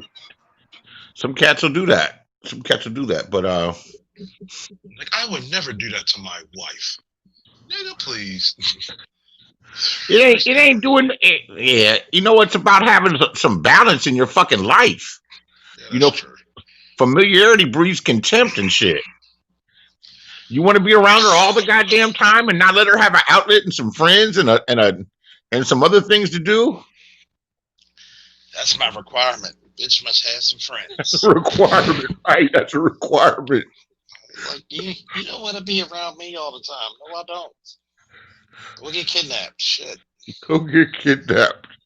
Uh, Like for real. Like, but Charles, you don't feel the same anymore. I do. Let me tell you how I you know, feel. I feel like you're cramping my goddamn style right now. I think maybe California just a little bit more open minded to interracial relationships where it's not as big of a deal as it seems to be in other places. Yeah, it's very open minded in Cali. Yeah, more so. You see it more, and not just black and white. I know a lot of dudes with Asian chicks, Latin chicks. Not only my generation, the previous generation, Oh yeah. old Especially folk. especially when they ain't taking See, old folks ain't taking the shit they used to. Like, they just want somebody they could just chill with. Like, That's what anybody should want. I mean, these people have been together and they've had kids and they've been together, 40, 50 years. mhm. And it seems like they make the same social circles. Yeah, they're just low key people. See, for Asian women, I guess they'd be cool if I found them attractive, but I just don't. So, Uh, I like black Asian mix. That's one of my weaknesses. you like the way they look. Yeah, black Asian mix. Oh my god, one of my weaknesses. You Especially if you have a Jamaican accent. Like Kamala Harris. No, but that is Kamala Harris is South Asian mix. I'm talking about East Asian and black mix. Oh, okay, all right. I'm fucking with you, but that's wow. what she. That's what she is. Boy, she boy, she's got a hold down on the manosphere. Oh no, we're doomed. She's here. Who's Been a that? vice president and probably her, a newbie on the scene. She's not going to have that much power doing anything. What she is doing is if he has a somewhat successful presidency, she's lining herself up that she could be a presidential candidate and maybe not get elected, or maybe get elected. You never know. I don't think But she really wants. I don't think she really wants it. oh, she's definitely wants it. I think so. She's definitely moving on the way up. I just laugh when I see the commercial, the little PA with her being Because with her husband about Hanukkah. I'm like, bitch, you don't know shit about Hanukkah. Get the fuck out of here. she probably learned something. No, Drado. I can play all day. Yeah, that's about it. Oh, ain't that hard to learn? I don't know that much about it. I know it's 7 days. I know what's going on right now. So you got the whole Tony Braxton thing going with Hanukkah, 7 whole days, and I got a gift from you. I can't make it, can't take it, can't make it no more. I want to meet Sean's parents to be like, how did y'all make this nigga like this? Who made this nigga? My parents say the same shit.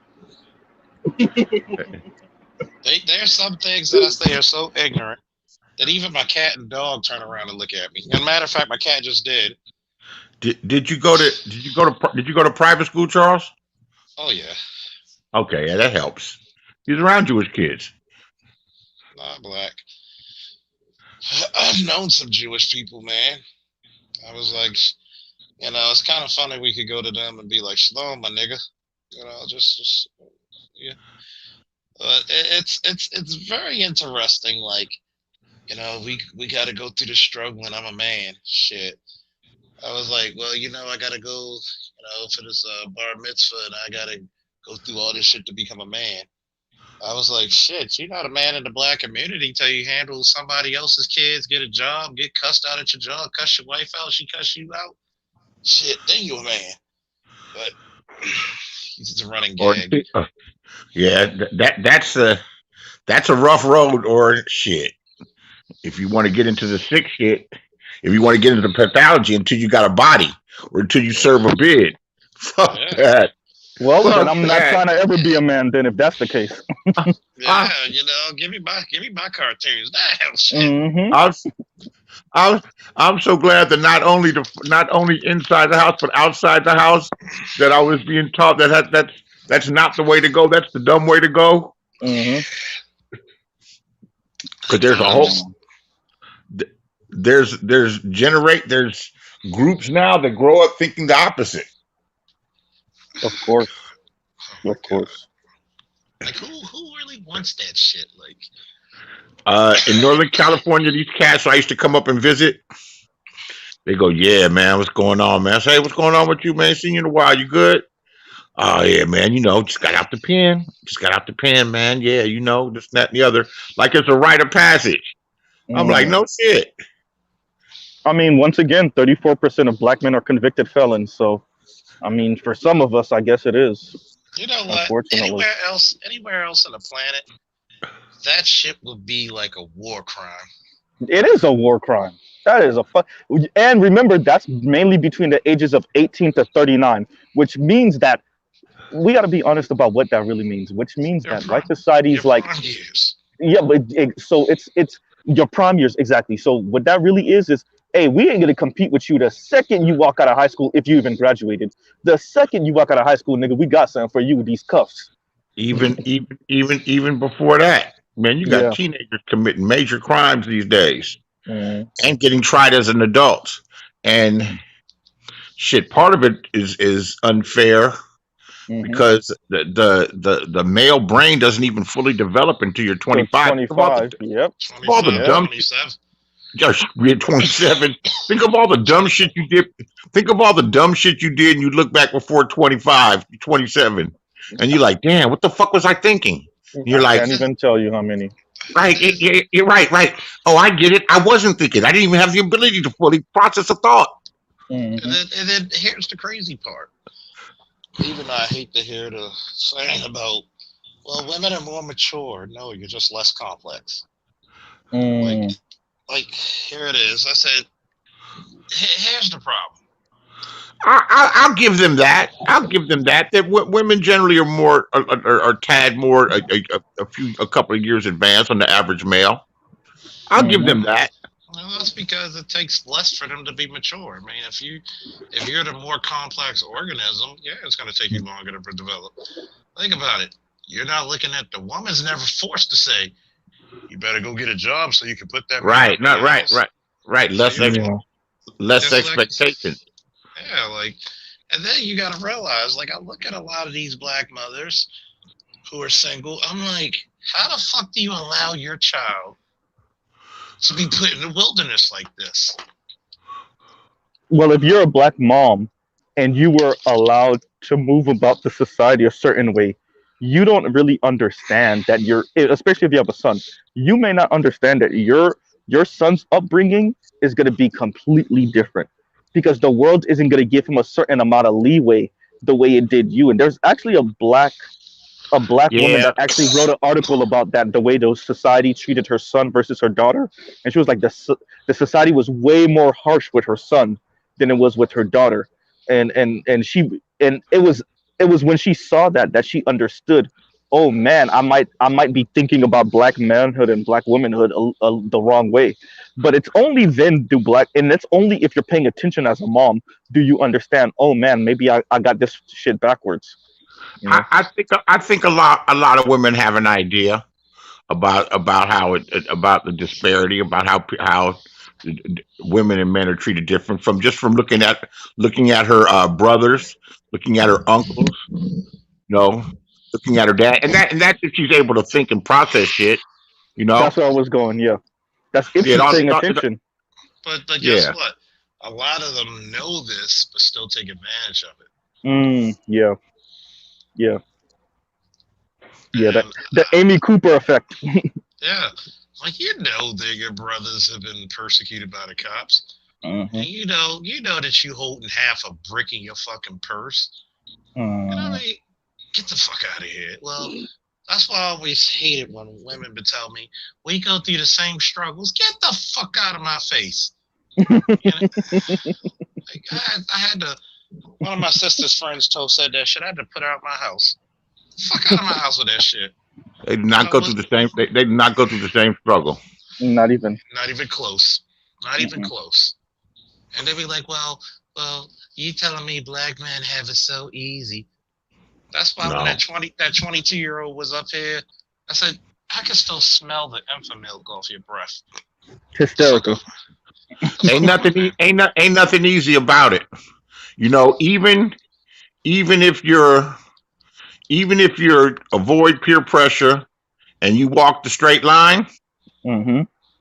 which most don't, walk the completely straight line. But even if you walk the straight line and you progress, on a high level academically, that shit ain't fucking easy. Not only is the work hard, but fitting in socially with all the damn white kids and the others, you know, Mm. fitting in And socially. that's one of the biggest issues that we don't factor Yeah, in this that society.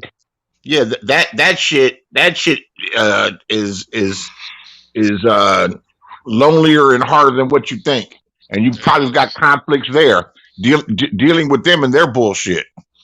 So and they now we're got some getting in. bullshit, Go ahead, Charles. Go ahead. and they got some bullshit for you. Ain't no Mhm. Right, shit like Reese's bullshit. right. And so we're E- e- getting into the question of what does it mean to be black? Because so one of my biggest things I tell people when it comes to the Barack Obamas of the world is the reason why y'all surprised that he acted the way he acted in the White House is because you see him as a black man with a white mom. You do not see him as a white man with a black dad, and that's the way I see him. That's why I was not surprised about pretty much anything he did or said. I was not surprised when he said, I'm essentially a centrist Republican from the 1980s. In other words, he was calling himself Reagan. So when he moves about the way he moves about, it makes complete sense to me, right? Because I understand what type of quote unquote black man I'm dealing with.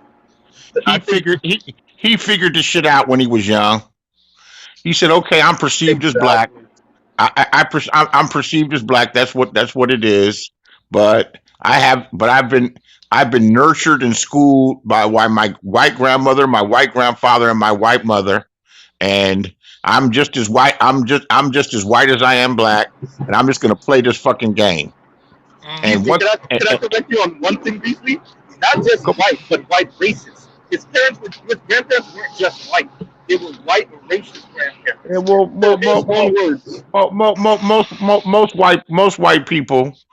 most white people that aren't ingrained in the culture, even if you are ingrained in the culture, uh, have racist ideas. You know, even the best, even the most well-meaning of them. Your liberals, your well-meaning liberals have racist ideas. But what he learned to do, the thing that he learned to do, well, he did a number of things, but the thing that he learned to do is he learned to fucking control his temper. That motherfucker's calm. He Yeah. doesn't get, he doesn't get rattled. He doesn't. The way they came at him throughout those campaigns and all those attacks, and the way that he would bite his tongue and not get all agitated, man. That motherfucker's he's got a hell of a temperament. Yeah, where it's borderline wimpish, but it's it's, But I it's Beasley, I think that's a good and bad thing. The bad, so Obama learned from a young age, probably from his grandparents, how to be the light skinned nigga that smiles, and that melts white liberals' hearts, right? The negative about that is when he came across Paul Ryan and John Boehner and Mitch McConnell, he didn't realize you dealing with a different type of white boy. Those are not the white liberals who you used to smiling and having no, him kind of smile back at you. So he got no, his head no, ripped no. off by them. No, he knew. Uh, He knew. You can't beat because he was groomed for the position. He was groomed. and you know what? And he handled them the best way that you can handle them. Oh I'm yeah, the president. I'm the president, and you're not. If I can't get it through this way, I'm going to make executive orders. Yeah. what's the old saying? It's either it's better to be in the devil's side than in his path. Mm. He told them right when they were fussing during the beginning of his second term. He said elections have consequences. He said you guys are doing all this fucking crybaby and complaining. Just win the election, bitch. Mhm. It's like see that's another thing when it comes to masculinity. You know, the black community, the quality of life of it. A lot of black men do not know when to be the masculine. Like, look, it's you'll shit on another black man, but you scared shitless of your woman. Hmm. You scared shitless of that white man? Well, usually, if somebody has a marriage and a home and a mortgage and everything tied up in a marriage financially, that's your life, man. And and someone can leave you on a whim. That should put you in a weakened position. It puts you in a weakened position. And who's That's convinced and who's done a psychological mind trip on you thinking that her being with you is some type. She's Some doing type you a of favor. benefit. Like, Yeah. instead She's of doing you a favor. when Yeah, it's really the other way around. Out of her graciousness, Which is really the other way around if you think man. about it. I see dudes I know living like that, man. I can't believe it. In fact, You'll never see me live like that. there's a Like I told, Christmas party. There's a Go ahead, I'm Christmas sorry. party. No, there's a Christmas party, and they get together right around Christmas. People come to town, and have a Christmas party. And I see the way that these dudes run behind is really sickening to be around them, man. I sit there and watch football with them and don't say shit. And it's my friend whose house that usually has the function, or he has one of the functions. Um, we'll sit there and raise our eyebrows at each other and laugh. He said, "That's just the way that it is, man." He said, "I battle with my wife. I battle with my wife, just not publicly and everything. I battle with her. She knows everything's going to be a damn battle. I'm not giving up. I'm not giving up an inch. Um, I'm not giving up an inch. But sometimes she's right. These other motherfuckers are straight, completely henpecked. It's ridiculous. I mean, it's really bad. But a lot of them are don't earn an awful lot. The woman earns that much more than them. Even when they don't earn more than them, she's just asserted control. She's asserted power. But like you said, Beasley, if your whole life is in her hands, practically, the house, the cars, your kids, that's Yeah, man, that shit didn't make sense to me from a young man. I mean, from a boy. From a boy, when I watched all of my friends that I grew up, I watched all their parents break up, and I ear hustle and listen to all the bullshit that went on, Mm. and I'd listen to those hens cackle, my mother included. Well, she gets alimony and child support, and this and that and the other, and this and boom, boom, boom, boom, and here's the whole motherfucking story. I was like, oh, it don't work out too good for the man. That ain't the way to. Why would anybody do that shit? Like I told people, I said, I've asked every young man, why would you buy a house when you're married with your wife? Well, we want to start a family. Why can't you buy a house before you got married? You gotta just move in that house. And You then know you'll never. something? Yeah, and then you have a much stronger identity of self. Like, I don't need you to do this shit. You Mhm. know, I don't need you to do this. Like I always said this, if you're truly the man and you're supposed to take care of your woman, buy your dream house by yourself. Well, I want a bigger house. Bitch, get one. You know what my father said when he got his house through the VA? His wife was like, "Why isn't my name on any of this shit?" He Not says, your. "Because I, you're not the fucking veteran. Did you go to war to get it? Well, no. Then that's why, motherfucker. Well, I you wanted was. this house." And she was like this. He's like, "I do you one better. When I move in this motherfucking house, you got 10 minutes to decide if you want to come in here or not. Or you're not coming in here at all." Guess what she did? She shut the fuck up and submitted. See, when a woman has something on you, she gonna talk some shit. But when she know she can't win that argument. It's like what was Chris Tucker's character on Friday? Smokey. Smoke. Yeah. Smokey. She was like this, I'm gonna shut up, but when he gone, I'm gonna I'm talk gonna keep again. talking again. Debo. Yeah. But The shit. something going to what we're talking to, and for all of us that have been following kind of what's been going on in Japan for the past decade or so, that herbivore man shit is becoming more and more real over there. And I remember when it first was a story that kind of was starting to leak in the West. For those of you that don't know, herbivore men is what they call the Japanese men that don't have sex, or they're many of them are virgins, some of them are not, but they don't have sex. So, and it's mainly because of the culture is so crazy now. They're like, fuck it, I'm not gonna date. I don't care about sex. I just rather play video games, stay in my room, go to work if I have to, and enjoy my hobbies. But I'm not gonna engage in any type of intimate relationships, right? And you know The when women, I are, remember when I the women are too crafty for them, right? so exactly BG, I said BGS exactly Beasley. When when I first started hearing that story, I remember talking to some of my coworkers about it at the law office I used to work at.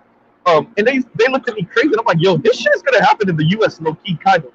You know, like I understand how much more oversexed we are, but I was like, this is gonna happen in the U.S. And guess It's what? already, It did. it's already happened. Yeah, it did. And it's getting so bad in Japan now, where it's estimated that one third of the men are not going to ever get married in Japan. And remember, Japan's population is already going to the shitter anyway. So, like, you imagine something like that coming to the US, maybe not as potent, but that type of shit, because going to the theme of this conversation, that men are just like, why? Why? I have video games, I have porn, I have, and I'm saying this as a man that's in a relationship right now, but I can definitely see where other men and black men especially are coming from. It's like, why would I even engage in this? But I'm gonna be on the losing side no matter what. You know? Well, that's true. Because you got to realize something. It's like women have outplaced their beneficial records. Like I've told you the story before. When my coworker posted up a question: is a woman is it a deal breaker if a woman can't cook? Yes. What else? What else are you gonna do? You're not gonna protect me. I'm not gonna be sleeping on you hear a noise and you're gonna be like, hey Charles, you want me to get it or you? It's your turn, babe. No, you ain't gonna do it. Can't cook or won't cook, right? Either Yeah, or, either or is disgusting. And right? you look at this motherfucker and be like, okay, what good are you then? And people be like, well, that's fucked up. That is so old fashioned. Well, let's look at things in a very good state. Number one, you don't have a fucking man. You know talky talk. You know talky talk. Number two, you're trying to sell and I'm the buyer. If I don't like the product, I don't buy the product. And that's what I try to tell her. Of course, she's this chick in her 20s. You think that you're cute, but guess what? You're giving her basic common sense analogies. Mm-hmm. Right. Yeah, she's not going to get it. Trust me. And I'm like, you really think that your looks are going to always hold up? You got to do something so dramatically good. Because guess what? After you fuck them a couple of times, for a lot of women, the novelty does wear off. I used to think it didn't, but guess what? It can wear off. What asset are you? Boy, if you can cook, and are good looking and got some sex, I got some cousins that can cook and are beautiful, and they constantly get motherfuckers that want to marry them, knowing that they got niggas tattoos names all over their bodies. Uh-oh. Mm, Uh-oh. mm, Talking to what you're saying, Charles, there's nothing wrong with, okay, you don't want to cook, you don't want to play the traditional role as a woman. Nothing wrong with that. But then go find you a man that doesn't want to play the traditional role as a man. That's the exactly. problem that we're running into. You don't want to play the traditional role, but you want a man to play the traditional role. Well, at least all the positives that you see as the positives as and this is one of the things I see that we're running into now is people haven't figured out that other people have options now. So you don't get to be an asshole person and then wake up at 35 years old and be like, okay, it's time for me to go pick a husband up off a tree. It don't work like that. And so women are so it's same thing with men. You don't get to be an asshole man and then go pick up a woman whenever. It can work because we're judged a little differently than women, but It it's not can't. the same as it was. But You can make it happen. You can make it happen. I saw in the comment section of one of these shows, and it was making sense. Most of these women, they don't want to be wives; they want to be brides. You yeah, they know? want the wedding, not the marriage. Yeah, they want to be brides. They don't want to be wives. They want to say they have a husband. They just want a ceremony. How many of them on here did you on YouTube nonstop and I know because I'm on here nonstop or a lot, say that their husband, and you don't know if he exists or not, because if he exists, she's certainly spending more time on YouTube than she spends with her husband and flirts a lot. If he does exist, I mean, hey, all you got to do is cheap plug, go back into my archives, and you'll hear the conversation when I have one with him. I'm like, yo. I know you're on top of it. I'm like, yo, when I asked her, I said, so do you and your husband even have conversations about what we talk about? Well, yeah, he just doesn't. Well, number one, if the motherfucker actually exists, I'm just saying. I think there's a lot of fantasy husbands out there. Yep. Man, we play fantasy football, they play fantasy meat.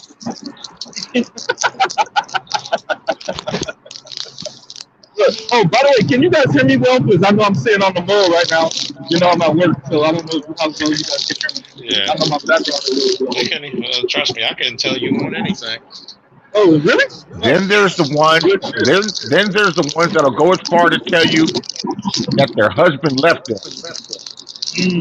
Do you know how often that a man initiates the breakup in a relationship, a serious relationship? One time out of five. Yeah, one time out of five. A man will weather the storm. And they try to lie to you like we're not men and we don't understand how men feel or what they do. You're like, that nigga ain't leaving you. Yeah.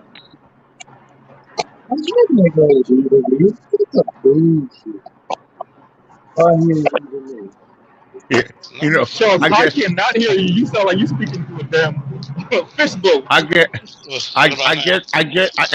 guess the reality part of being man is the ability to endure and withstand a certain amount of miserableness until you can be happy again. If you'll ever be You got some misery training, Beasley?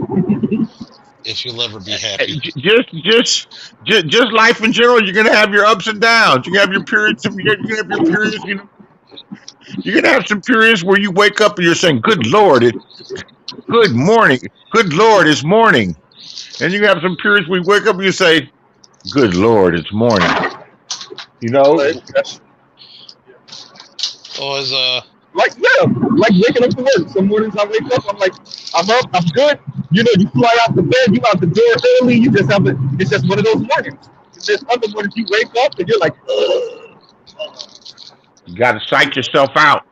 Yeah, I'm going through it. I'm going through it now, and it usually happens this time of year with the weather. I'm spoiled from being in Southern California growing up most of my life, where the sunshine makes a difference. The shit goes away up here. Well, you know, that's also psychological and physiological because of the sunlight releases endorphins. It just depresses you when you under this lack of sunlight. No wonder Baltimore wasn't fucked up town during the winter. Look at Seattle, look at Washington, look at suicides and shit. Yeah, people off themselves. I like the rain, but I don't like the rain that much. Right. Hey, I heard if you play that the rain jump keep falling on my head, if you play that shit in Seattle, they might kill you. They so damn tired of that song.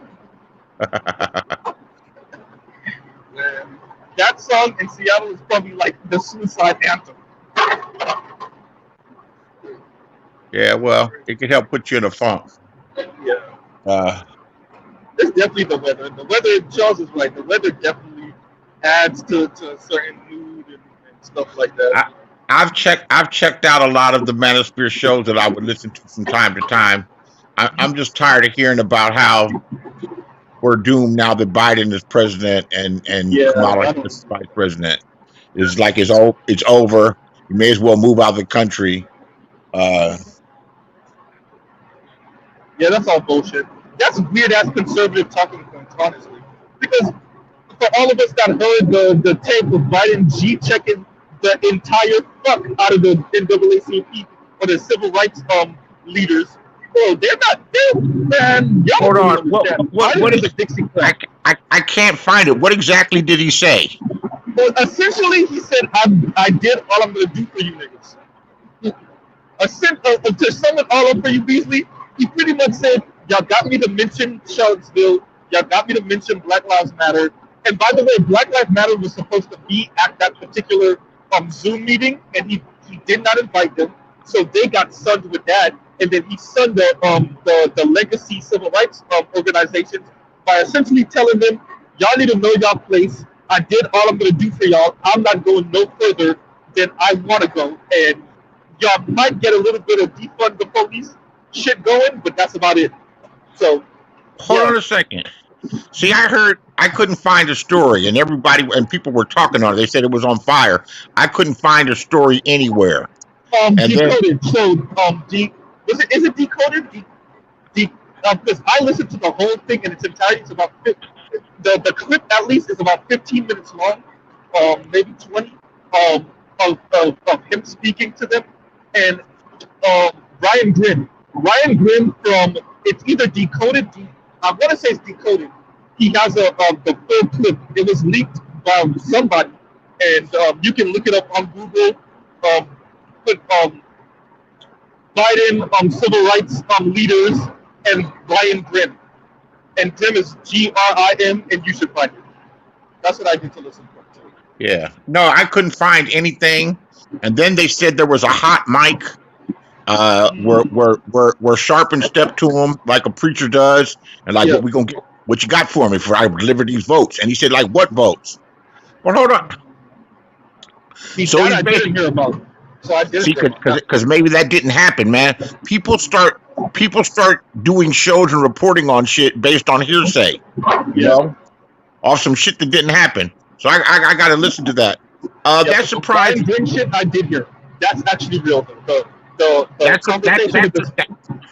That surprises me a bit that he would do that, because on election night he said, "Black people, I've got your back." Yeah, he's bullshit. Well, you gotta remember too. Remember, this is a neoliberal project, and for the neoliberals, if they mention you, they don't gotta give you anything. Neoliberals are very good at especially when it comes to black people, at saying, "I did enough for you. Didn't I bring up your name? Didn't I mention you? Isn't that good enough? Didn't I mention your plight?" That's what Trump used to do. He just by mentioning, "I thought about you. I mentioned you." Yeah. And so maybe when he said that, I still find it hard to believe that he said that. Yeah, he did. But I know who did say it. Obama. Oh yeah. So you saw the Breakfast Club interview also, Beasley? Pardon me? Did you see the Breakfast Club interview with Barack? Say that again. I'm sorry. Oh, I'm sorry. Maybe it's been in my background. Did you hear the Breakfast Club interview with Barack? I didn't. Oh man. Yeah. He essentially so he lied to the Breakfast Club to their face by saying, black people's rose the fastest during my administration. And I'm like, that's a bold-faced lie. And I looked it up, and that was a lie. Black people's wealth got destroyed under Obama. Destroyed. He bold-faced, because Charlemagne asked him straight out. Actually, as a result of the collapse of 2008. Yes. But his response, though, Beasley, his response to the collapse of 2008 is what killed black wealth. Because what he ended up doing was propping up the upper middle class, which is primarily white people, and that screwed over the masses of working class people that, black people mainly consist of, lower income and middle class, solidly middle class people. So he screwed us. Any group that was able to buy a home lost most of their equity if they didn't lose their home, and they had to fight. And they had to fight and continuously pay on homes that they were underwater in, yep. For them to come up in value. In some areas of the country, like California, New York, and maybe a couple of other, the Washington D.C. area, probably Chicago, the highly populated areas, the values rose quickly. But in other areas, in Georgia, it's just now getting to what they were before. So they're getting to 08 levels now. Yeah, maybe a little bit over, but just now getting to '08 levels now. Wow. Wow. So, and that's where the majority of your average person, that's where their wealth is. Yep. That's where their wealth is. The cost of living has gone up so much. People spend the majority of their money, just living, paying bills. And mind you, and mind you, yeah, you can have a nice place. You got widescreen TV, you've got cable television. It's warm. The basics now. That's all the basics, pretty much. It's the basics that some people don't have. Yeah, true. That's true. It's the basics. Well, with the basics, if you're not living a bunch of people in a place, if you're by yourself, or if you got a couple people there, or if you're in charge, the basics, you have a certain sense of peace of mind that this is my little place in the world. Yeah, I don't know. I just look at politics as a bag of tricks anyway, But on a fundamental scale, because I'm just like, nigga, am I still gonna be black, barely making it? Yeah, okay, world is okay with me. And on a real scale, do I really think that Biden was gonna do anything for black people? No. I think he's just going to surround himself by some cronies, like every president does. He's not going to do anything different than what Trump, Obama, and anybody else do. Why? He's really doing something scary. Yeah. He's putting more women in power positions than I've ever seen. Yeah, and I'm sorry. People may think I'm sexist for this, but do I think women make the best leaders? No. Hell, women told me that. I ain't trusting no bitches. He's putting women in power, all of them in power positions. And guess what's going to happen? This is the fall of America. You're looking at it live in a living color. You going to tell your kids, you see what? You see the reason why grandma can't be chieftain? Here's the example. And people always say, why? Because women are not going to make are not good at looking out for the whole community. They're just not. It's not in their brain. When it comes to nesting, they're great. But when it comes to making the big sacrifices and the hard decisions, no. The big picture. Because they're making those decisions emotionally and not with their head. Mm-hmm. When I look back on my life and I look at the decisions that I made based on how I felt, instead of what I knew was the right thing to do, or what I should have done, it turned out overall to have been the wrong decision. Have there been fatal decisions? No, but I could have been a lot further ahead. Mm-hmm. But I mean, like, I don't see Biden as he's not, the thing is, Biden he's not the end of the black community, right? But he's not also the Phoenix either. So it wouldn't be up to him to be that regardless. I really hesitate. He's not. You know what? He's not extreme. He's not the end, but I have to admit he's pretty bad. Yeah, he is. No, I agree with that. He comes from. If you look at previous Democratic presidents, Carter lived around black people in Georgia. Yeah. He's genuinely probably really not a racist, and looked out and uplifted and appointed a lot of black people to his cabinet. I haven't seen any black men that Biden's appointed to his cabinet. All black women. The Army general. Okay, the Army general. Yeah, that's right. That's the only one I know. And that's because that's a skilled position. I hate to say it, but it's like football. To be, Secretary of Defense is really a skilled position, because not only are you in charge of the military, indirectly you're also in charge of our economic power. Because you got to handle some real shit. Yeah, you got a $1 trillion budget. Yeah, and right. it's funny because when you look at this shit, and like you said about a lot of the females, that lets you know about the respect when it comes to black men and their leadership and their capabilities. No, the concern about Biden, I didn't believe I didn't believe too much of it at first, but I've taken my time and have done some research and I've watched some videos, and it's well founded. Oh He yeah, doesn't give can a we shit. do this, by the way, Beasley and Charles? Can we get people to apologize to Ice Cube, please? Because the nigga was right, and the Biden leak tape showed that he was right. Where are the people to apologize to him? Because he told you what it was, and y'all shushed him, and now I don't see where the hell y'all at. Where y'all at? Yeah. Shout out to King Rocket. See, You know, excuse me, the Rocky 80% of the King. 80% of the black men on YouTube were aware and were anti-Biden. 80% of the public, 80% of the public outside of YouTube were not as aware and pro-Biden Mhm. or anti-Trump. I think they Anti-Trump. were. It's anti-Trump. They don't like I that. think they were anti-Trump more than they were pro-Biden. Yeah, Yeah. well, I was anti-Trump, but Biden's potentially dangerous.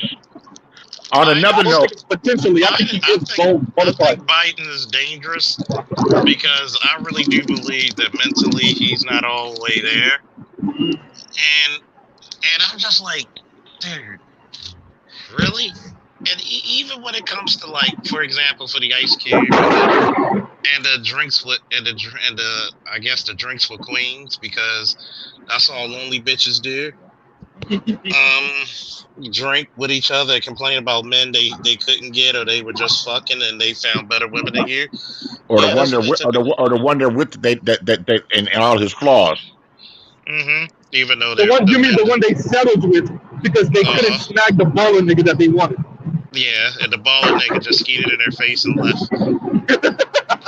If they even had action. Yeah. And it's crazy because the way Q was treated was a perfect example of the quality of life for black men. Here you got a multi-millionaire nigga, self-made nigga, right? And you gonna disrespect him on his views politically? Yep. I'm trying to help For his the people. world to see. And I'm telling you, if I'm on some BGS shit, if this is what the black community got to look forward to, if it goes to the wayside, then, it goes. I mean, really, I'm trying But to I don't fight. want ADOS to go because everybody knows I'm not ADOS. I don't want ADOS to go because I look at ADOS as a canary in the coal mine for the black diaspora. I know a lot of people don't think that way. They think that there's a rest haven in Africa somewhere. But I'm like, yo, if ADOS don't get together, there's no way that the rest of us are gonna get it together. Oh yeah, It's y'all in the belly of the beast, you know. Because you got to remember, when it comes to number one, ADOS blacks are the 9th richest people on the planet. See what I'm saying? They're the 9th richest people on the planet. You literally see black people in America do not look at themselves as this, but they kind of should. You are the crown jewel of black people on the planet. Yeah. Where the black community goes, where the black ADOS person goes, The rest of the black diaspora goes. yeah. The way I say it, and I actually said it to ADOS people, that'd be crazy when I'd be the one sounding the most stuck down about ADOS shit when I was a room full of ADOS people. But I tell them, like, y'all are the leaders of the black diaspora. All the other groups are low-key jealous. Well, you gotta look. You probably feeling kind of like how Garvey was feeling. Yeah. I mean, here you got this fat Jamaican guy saying that we're black people and trying to do so much for black people, and everybody looking at him like, huh? Yep. Like, what you talking about? Who's this nigga on that his message was repatriating Africa. Mm-hmm. That's the basic of his message. It just ain't gonna work out. Yeah, to me, it's like you know, like I look at Nigerians, right? Like shout out to anybody in the world that's listening that's from Nigeria. But you know, Nigerians and Black Americans have a really serious back and forth culturally going on right now in the U.S. And the reason why I'm on the U.S. side, the ADOS side, the hardest, obviously, first of all, is your country. Secondly, Nigerians can't run shit for this bitch. You too tribal. How the fuck we gonna let you be? I don't care about your PhDs and your degrees and that y'all the most academically accomplished group in America. Bitch, you're too tribal. You're tribal on home and you're tribal when you come here. You can't be the leaders of the black diaspora. Sorry. Well, you got to also remember this factoid. Mm-hmm. We're the only set of blacks that never ran from their country of origin. Well, yeah, that part too. You know, we always, as a matter of fact, Black Americans have been so thorough, we went to go fight other wars for our people. Like, there were Black Americans in World War II that said, let me fight for Ethiopia. You send me to fight for your people, send me to fight for mine. And here it is. When you look at Nigeria, Nigeria is what you would call the snake that chokes on his own damn food. How the fuck is it that you see all the money at the top and almost none of it trickles down?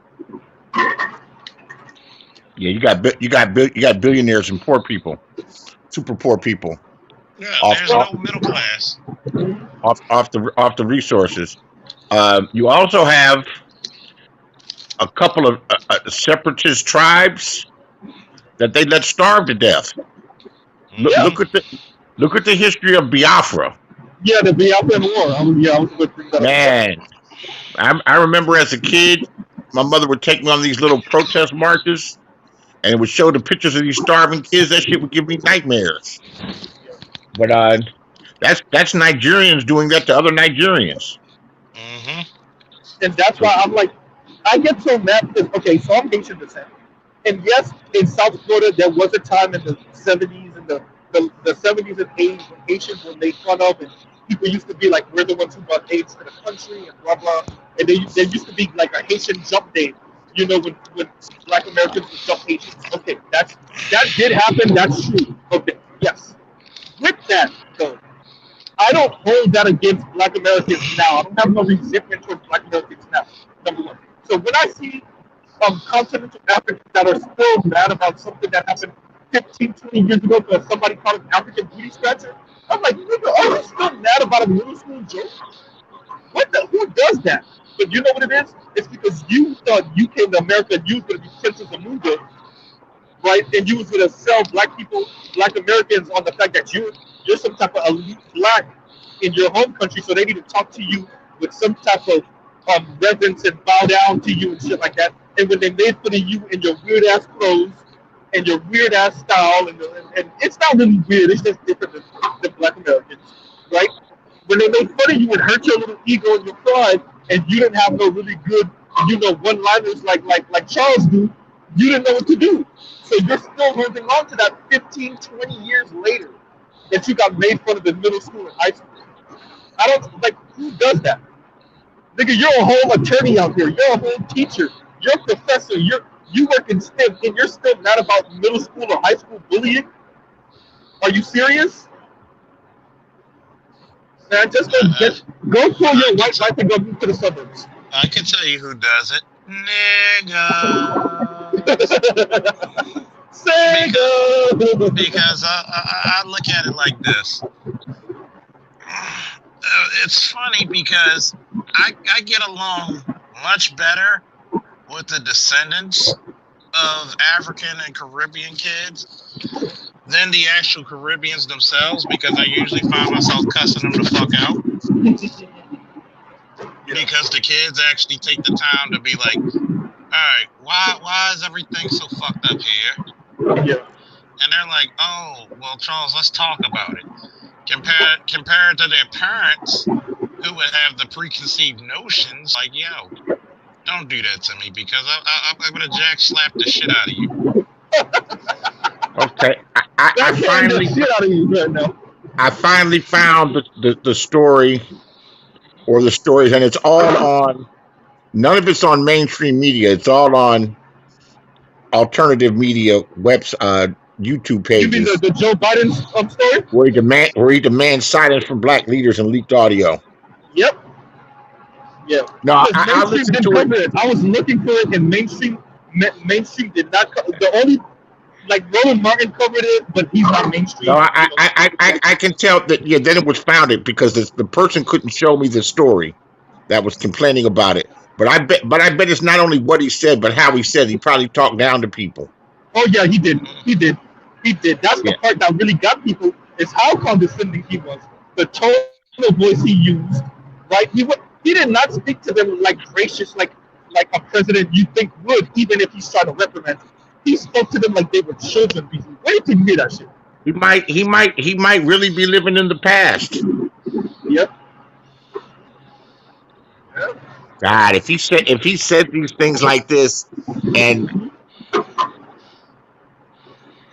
wow, You think that's above him? no, I don't Thank think it's you, above Carl. him. No. He's known for making gaffes and sticking his foot in his mouth. It's just that why? What have you got to prove? Is it a gal? You mean it? No, I have to watch it. When this is over, I'm gonna watch it. There's a bunch of different little segments here. An 8-minute Did you get a one. check? Oh, you know who covered it also? Beasley? Jimmy Dore. I like Jimmy Dore, angry ass white man. Jimmy Dore covered it also. I think what did we on Wednesday? He might have covered that Friday of last week. Sharpton is the only one that reports to a major media source, MSNBC. He said that Biden was very receptive. Sharpton's going to play the game. Yeah. Well, Sharpton's going to play the game and jingle his cup in front of that motherfucker. You know? Boss, could I have some more change, please? Yeah. Oh, well, he's a preacher, man. That's what they do. Wait till you hear that shit, Beasley. Listen to that when you get a chance. Next time we're both on the. Oh, I got it marked on my iPad. I'm definitely gonna listen to it. It's bad. I'm definitely gonna listen to it. And that maybe I'm exaggerating it, and maybe you. Oh, you're You'll bring me back down when you talk next time. You're probably not too far off. Well, the person that was telling me before wasn't someone that listened to it. It was someone that heard Mr. Fantastic talk about it and heard so-and-so talk about it. I said, I don't want to hear hearsay. I want to know what he said and how he said it. I mean what I say when I say it. But bro, he really said that. He said that in that tone. I'm like, who the fuck do you think? Bro, Charles, when I tell you, I would have got stomped out in that room. Secret Service would have murdered me in that room. I would have got murdered in that room. Who the fuck does he think you talking about? I would have got murdered in that room. I swear to God, I would have got murdered. You know what it is? It's like nigga, don't tell me what you want. Take what I give you. Yeah, exactly. That's pretty much the tone. That's exactly the tone, Beasley. When I tell you, I would have got murdered in that room. Secret Service would have murdered me in that room.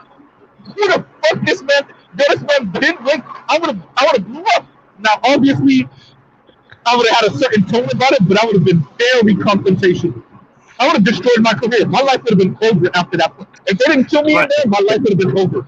It's like when I was a kid and the baked chicken was on the table and they were cutting it up. They said, "What piece do you want?" I said, "Well, can I have some of the breast?"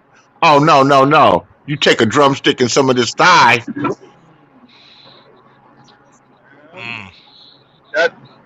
I don't know. I wouldn't have a problem with that. I like legs and wings anyway. I don't like thighs and breasts. I've never been a thigh and breast person when it comes to chicken. Legs and wings all day, every day. The breast is considered the premium part. I know, but that's never been my thing. But wait till you hear me. I can't. It's disheartening. You know what? For him to do this when he's not even inaugurated yet. You see what I'm saying? Exactly.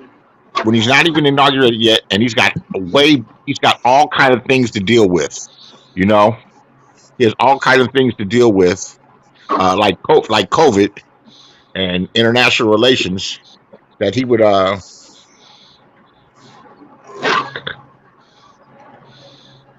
the one thing I actually do agree with Trump on, this is when it comes to foreign policy, I'm all about sticking it to China. This is the one thing me and Trump are with.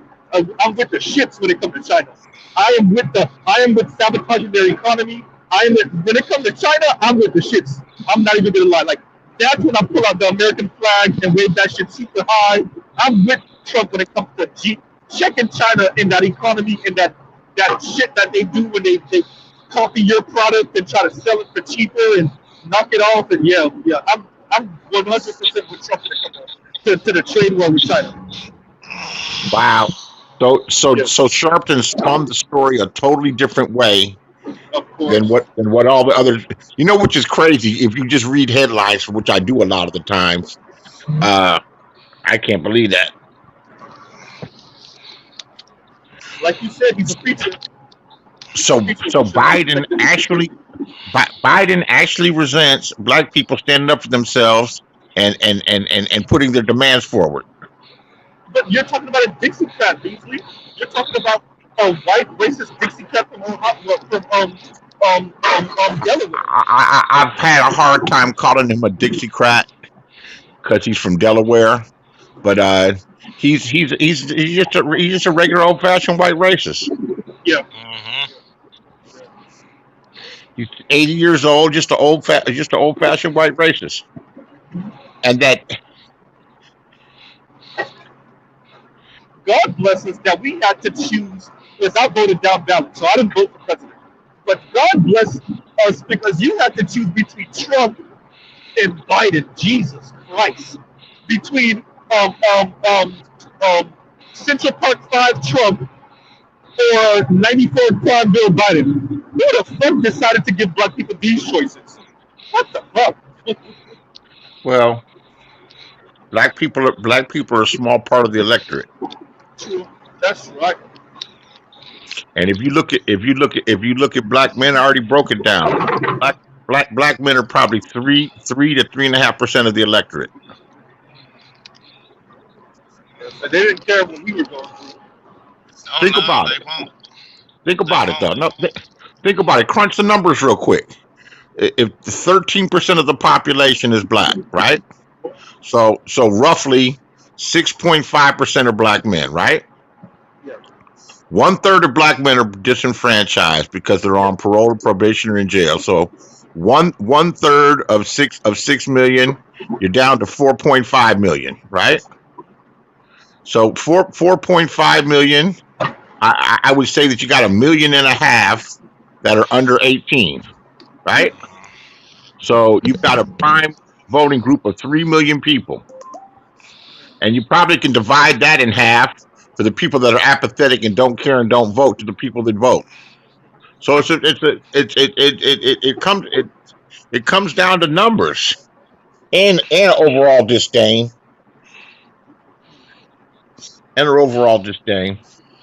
And I bet a higher number of black women vote.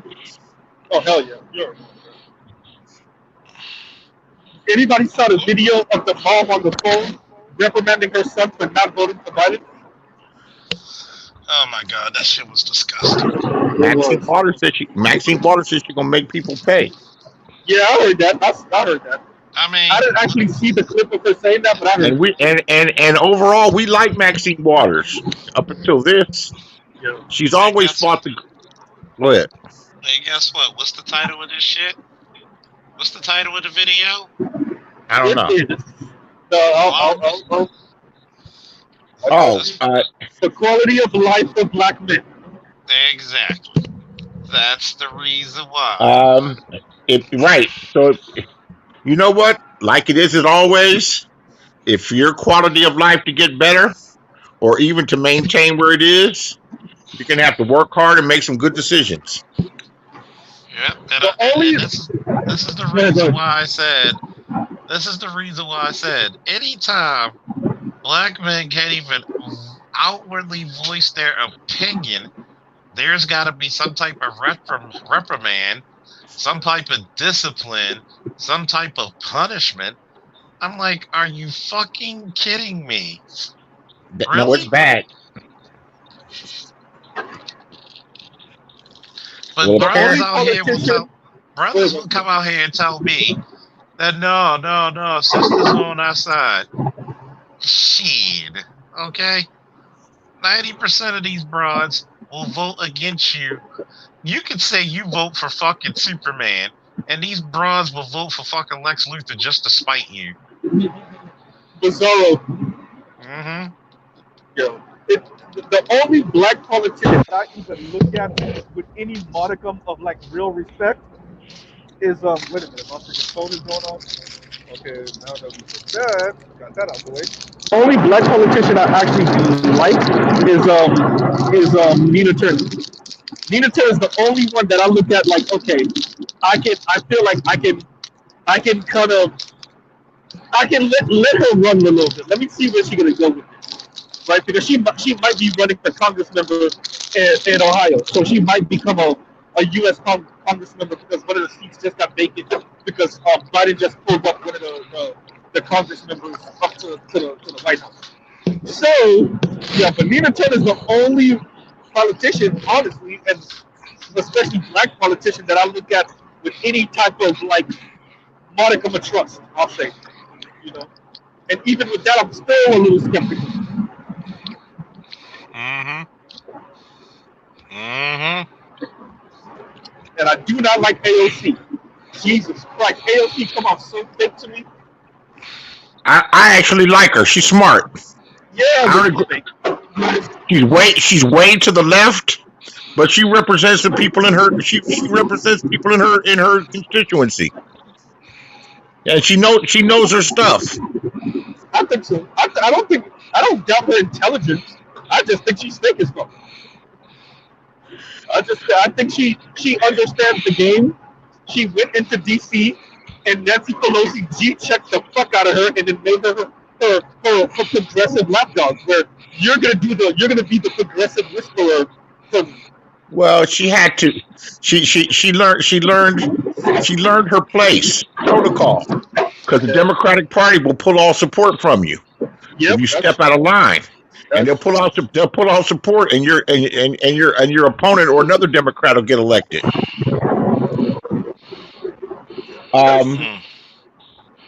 Wow, they're breaking it down. A couple of these, I listened to 5 minutes, 2 minutes. Apparently, they break the shit down. You should see the comment section. They said when will Biden realize the only reason why he got elected is because he isn't Trump. Yeah, well, I think he might know that, but it doesn't matter because he's elected and he's going down in history as a U.S. president. So I don't think he cares about that so much. He doesn't care. That was his main goal. He would have went down as kind of almost a failure. See, people were giving me the story wrong. Somebody recorded part of the thing that he had, and it was supposed to be a closed meeting. And he was talking down to these civil rights leaders. Exactly. He was talking down. Beasley, I got a question for you. I'm not young. I mean, Charles, what would you consider us? We're not old, but we're not young. We're just grown. We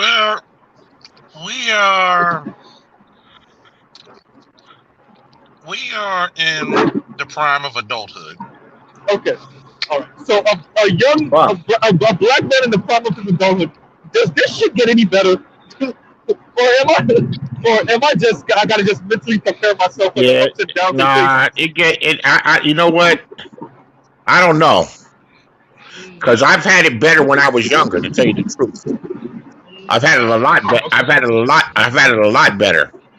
Not that it's bad now, but it just doesn't seem. Maybe because I don't have the energy I had when I was younger. But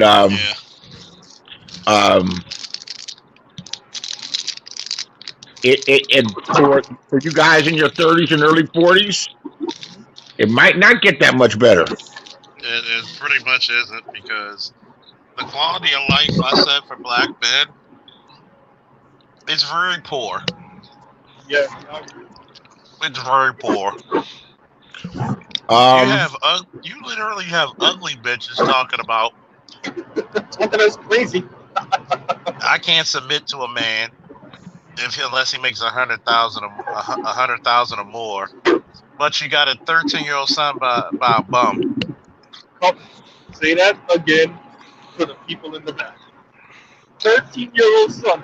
But you ask me, I said this on Roger's show, and you weren't there for that with Charles. But I was saying, with your baby daddy's tattoo on your titty and another tattoo on your pussy of the dude you fucking that's in prison. But I said this on Roger's show, and I was like, You see Chris McAllister running? Chris McAllister represent. Like if you look at the screen, wait a minute, I'm looking. Oh yeah, look at that block. That's the high tier man. Ray Lewis is playing reality, and the guy who's trying to catch him, that's the women. Bow. Yeah, that's what you call a decleater. Knocked him off his cleats. Yeah, it's a decleater. Holy shit! I said this shit on Roger's show, and I was telling him, like, one of the issues is, and this goes to the price of life. So what you was talking to Charles, the price of admission is getting so high that black women are telling you to your face, nigga, if you don't make 6 figures, I ain't listening to shit you say. That's what this whole high value man shit is about, right? If you don't make at least 6 figures, I don't want to hear nothing. A lot of women can talk that shit, but they'll settle. And you know something? It only makes sense, no matter what your reservations are, to look at all the women that are out there. And you don't have to. Did I ever tell you? Because I said this to Charles. BGS knows about it. Roger knows about it. So Morgan Stanley did a report earlier this year, I want to say, and it said 30% of millennial women and young Zs in the next decade, so by 2030, about 40% of them are going to be single. Now, I'm guessing when they say single, they just mean not married. But a nice chunk of those women would also not have kids. So it's not like your generation, or even me and Charles as a little bit older millennials generation, where a lot of our women didn't ever get married, but they at least had 1 or 2 kids. The younger, the 30 and younger are going to not get married and not have kids. How crazy do you think those women are going to be? I have 2 ex-girlfriends, both 8+, both big freaks, both had plenty of boyfriends. They got their hang-ups, but for more than that, you can deal with them for a while. They can be fun to be around. They can be cool to be around. They'll ride with you, and they'll even stick around when you hit a little bump in the road, and help you get back on your feet. It ends bad. Neither one of them have any children, and I'm sure they've got the share of abortions, and neither one of them have been married. Oh my God. So what happens when you have at least now one's 55 and the other one's 60. God damn. So my question is, what happens when at least a quarter of them are like that? A quarter of women, regardless of race. What happens to your society when 25-30% of your women never got married and never had kids? I don't know. We'll see. Yeah, we will. We'll see. Call me selfish. I usually live within my own little world, where I'm not thinking about society all the time. That's the weird thing. I'm always thinking about it, and I need to focus more on me. Right. I'm usually thinking about what's going on in my world and making things happen in my world, and what goes on with society goes on with society. You see trends, and you hear about trends, and you don't have to necessarily live within those trends or live within those stats. You got decisions that you can make. Yeah, that's true. You got decisions that you can make. And a life to live. Yeah. Where you should be trying to make yourself happy the best you can. Oh, no, I agree with all of that. I just think to me it's the knowing that these things are interconnected, and you could do your own thing and make sure you work your hardest. But what it leads to is a further breakdown in the family structure and society the way that we know. People overall become more and more isolated, and more in touch with each other through these social media apps. And I hear conspiracy theorists talk about they'll shut this app down. They'll shut that app down. Man, there'd be a lot of scrambling people if they shut YouTube down. Have you ever watched Beasley? Do you have Netflix? Not now, but I have. I Okay. get Netflix and I watch everything for about a month, 2 months, and then I get bored with it and I unsubscribe. But I'm gonna Okay. resubscribe when Black as Fuck comes back on with the Okay. the When you get a chance, put this in your to watch list. It's called The Social Dilemma, and it's a documentary about social media. And I've seen it. It's exactly what. Okay, so you already saw it. Okay. I've Yeah, seen so it. That's part of where I draw my ideas from. Yep. Yeah.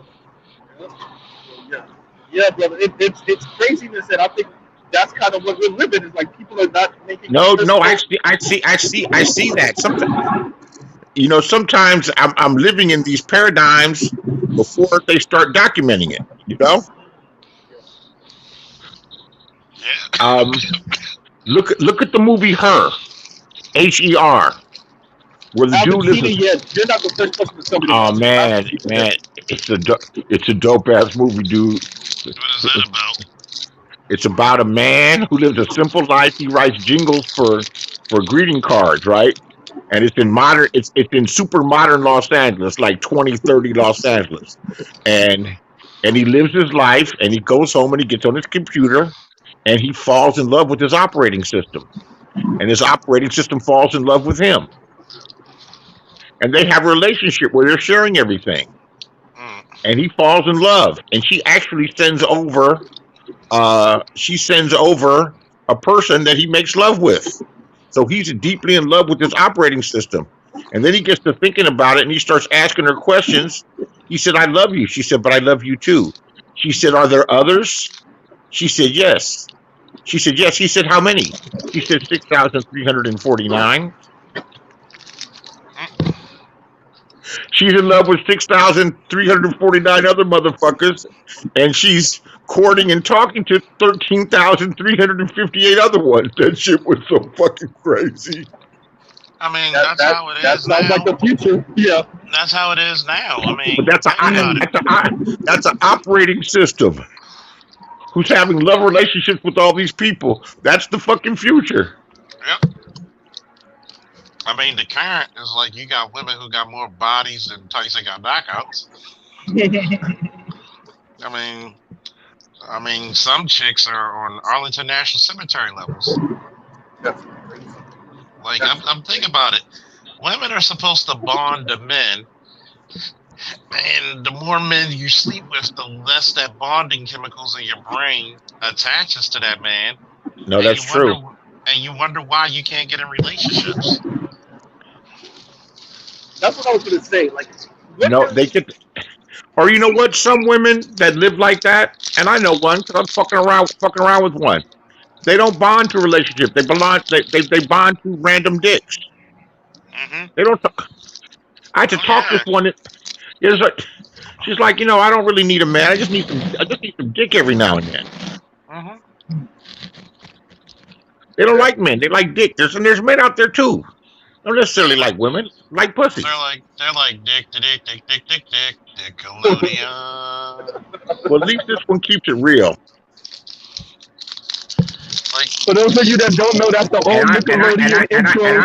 I've talked about saying. because she's got 2 children, and I've talked about things with her that she hasn't even thought about.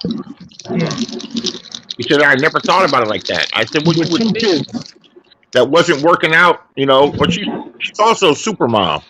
She's the coach. She's the coach of her son's Babe Ruth baseball team when he was 14, 15, and 16, and she won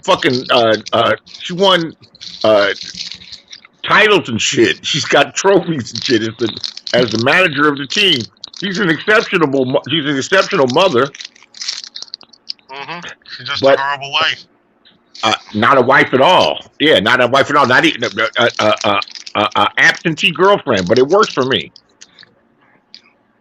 Of course, you get all the benefits, none of the cost. I get all the benefits without any of the responsibility. She works too. What I get savings? now the benefits the benefits she's not a cook. She's not a cook. She'll cook for her kids though, her adult kids. We live in, And I don't know. We live in a different world. Charles, how do you deal with your son in social media? If it ain't anime, he ain't watching it. Mm. He's his own person. He's happy to be 13.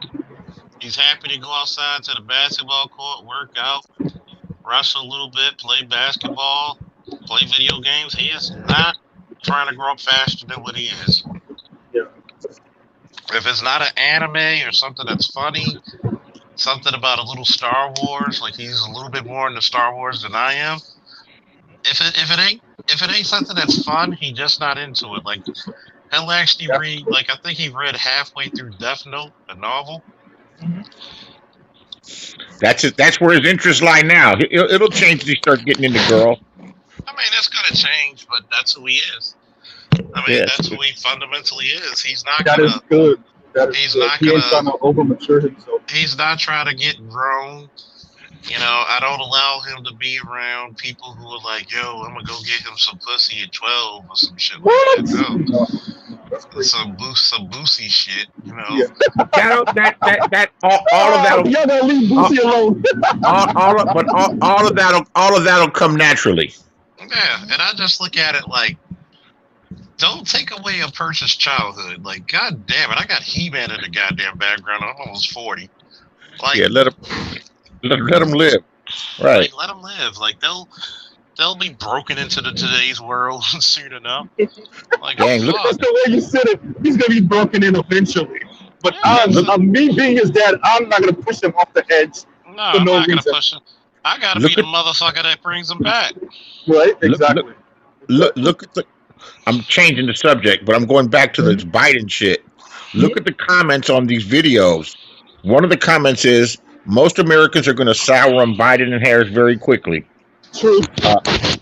Besides, so that already know how poor Biden will be. Not being Trump can only carry you for a month or two. Here's another comment. Ain't it annoying when Trump supporters act like we didn't know all this already and think we will regret voting Trump out? Having to constantly remind them that nobody who is not a part of the code of 45 will not miss Trump.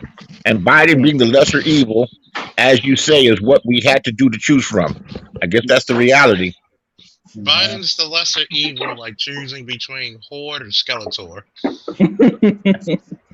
What's this lesser of two evils, man? Biden is See- not the lesser of two evils. See, if anything, it's like choosing between him. I'm afraid when I listen to this, I won't regret Trump not getting back in.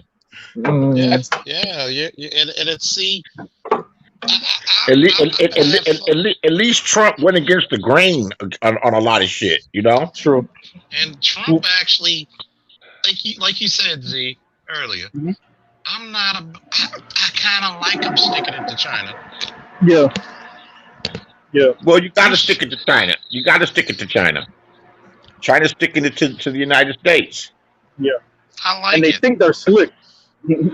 They manufacture and make everything. Yeah, and they will steal your shit just to make it cheaper.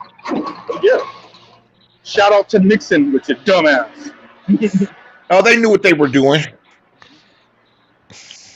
They We gotta go were open up the Chinese economy and open They China were- up they to were- U.S. trade. they knew just what they were doing, and it's worked. And what it's done, it's ensured the profitability of American corporations or multinational corporations that were started in America, but Yeah. in the meantime, it's eroded. The middle class of America. It's the manufacturing base, the people that make Yep. things, Yep. the factories and people that make things, Mm-hmm. Hurting.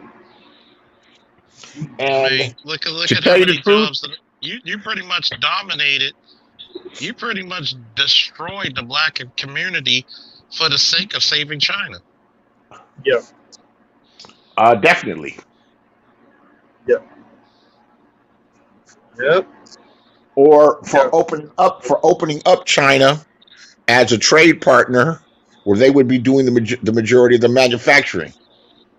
And if you really want to look at it as if you really want to give it an insidious spin, not only did you do that, you then took what was supposed to be for ADOS black men and black women, and you gave it to all the South Asians and East Asians that were coming to this country that were starting to become the elite class in India, in China, right? You gave what should have been ADOS positions in these Ivy Leagues and in these corporations, and you gave it away to the East Asians and the South Asians. Well, that's because those groups came over and got educated.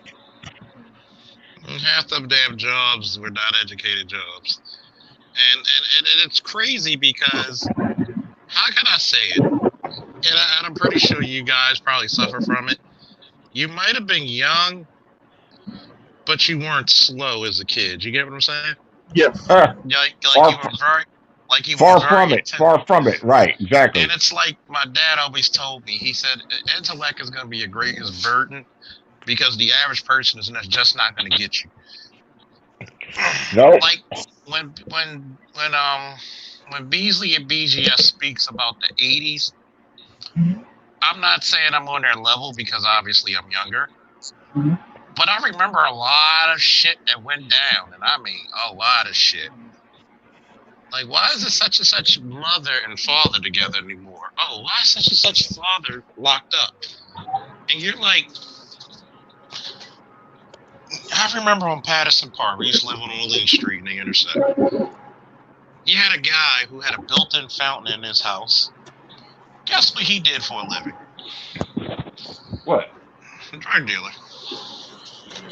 But unlike a lot of drug dealers, he laundered his money in car washes and dry cleaners and laundromats. And it was funny because during this time, because from the 80s, then you got the violence of the 90s.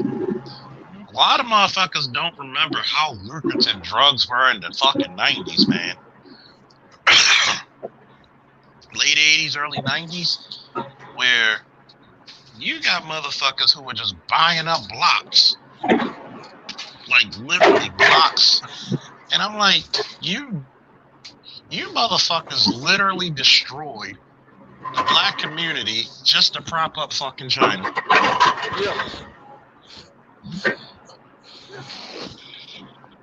Or you know what? That's what happens when you have multinational corporations that are not loyal to the U.S.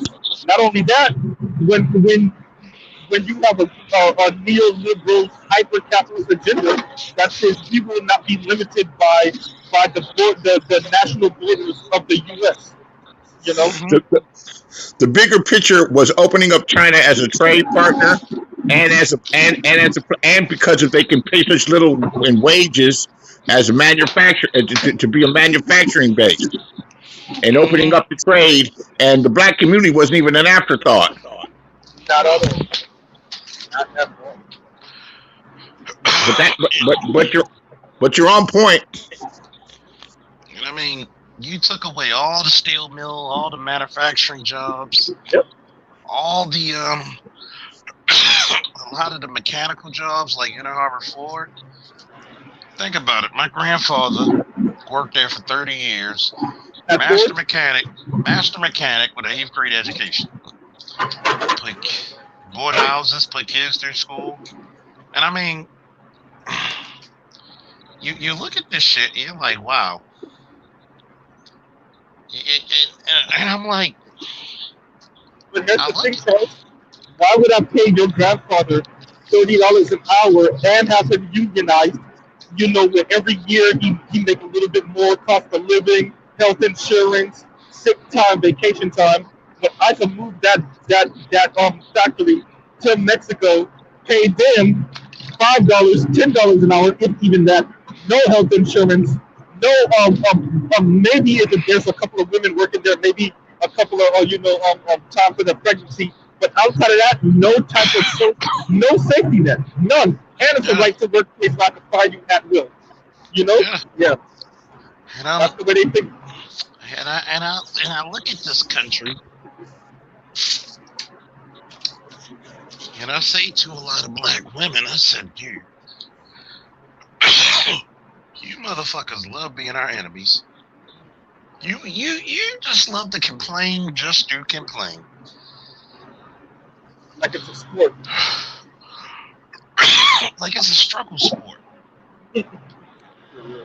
Like if struggling was a sport, black women would get gold every time.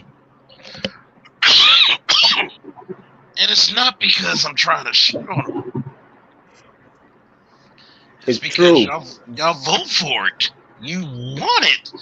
You look at TV shows not about how to make it, not about how to be a better woman, but how to struggle.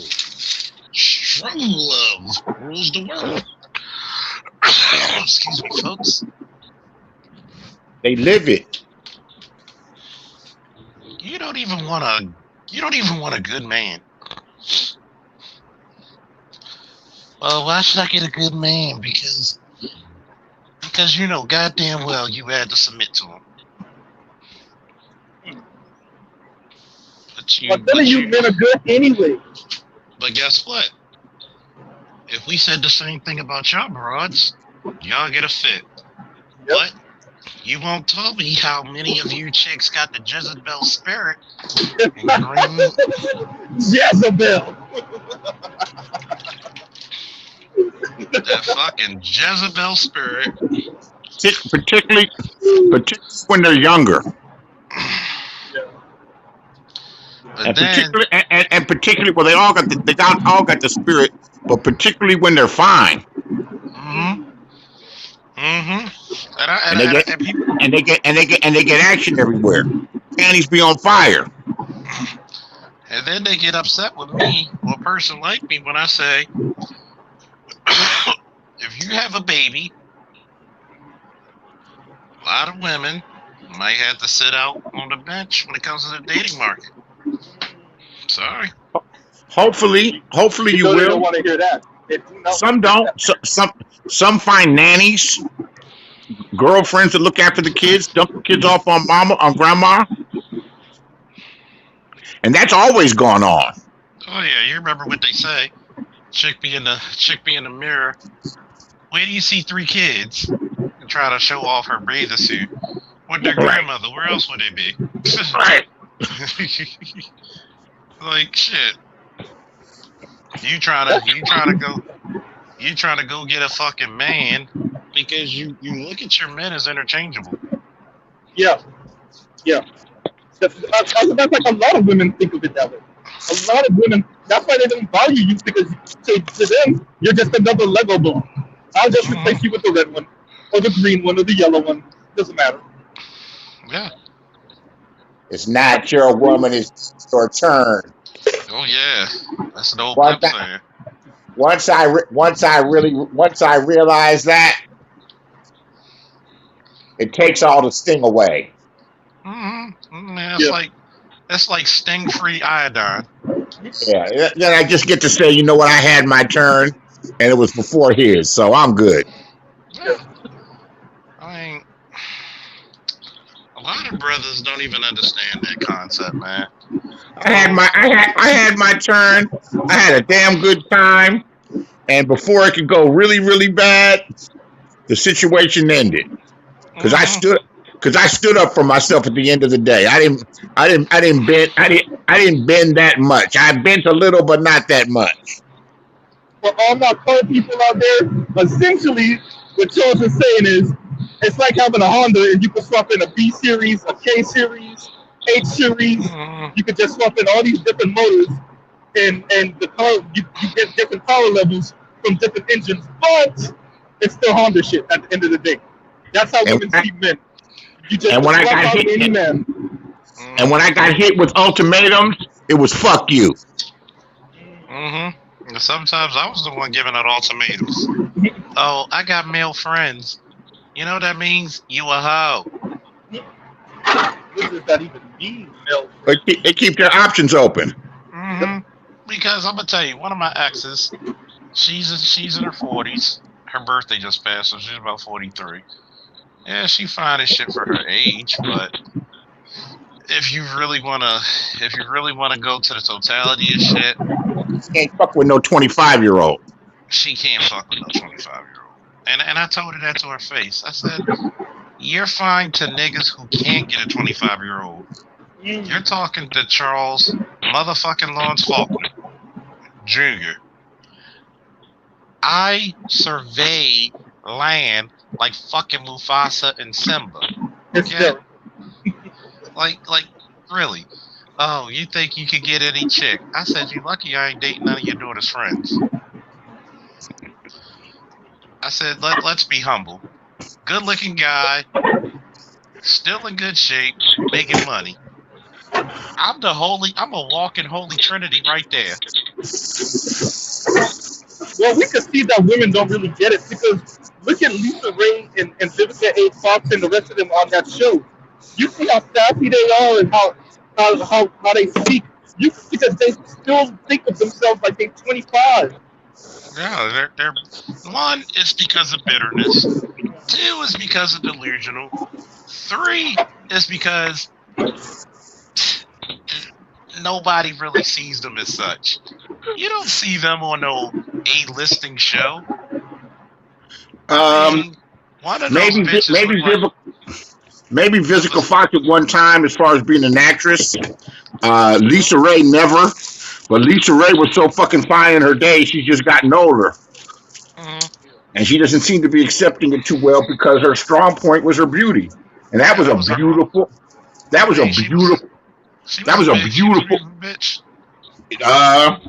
She's one of the most beautiful, if you ask me.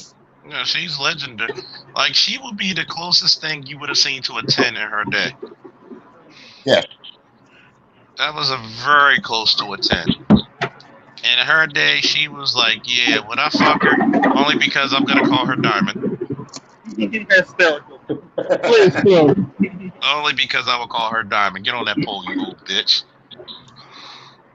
Yeah, man, that's just, I don't know, that's some sad shit. Like, the state of affairs for relationships in the West, and, you know, obviously we're mainly talking about black shit, black American shit, but, you know, this affects the whole entire Western hemisphere.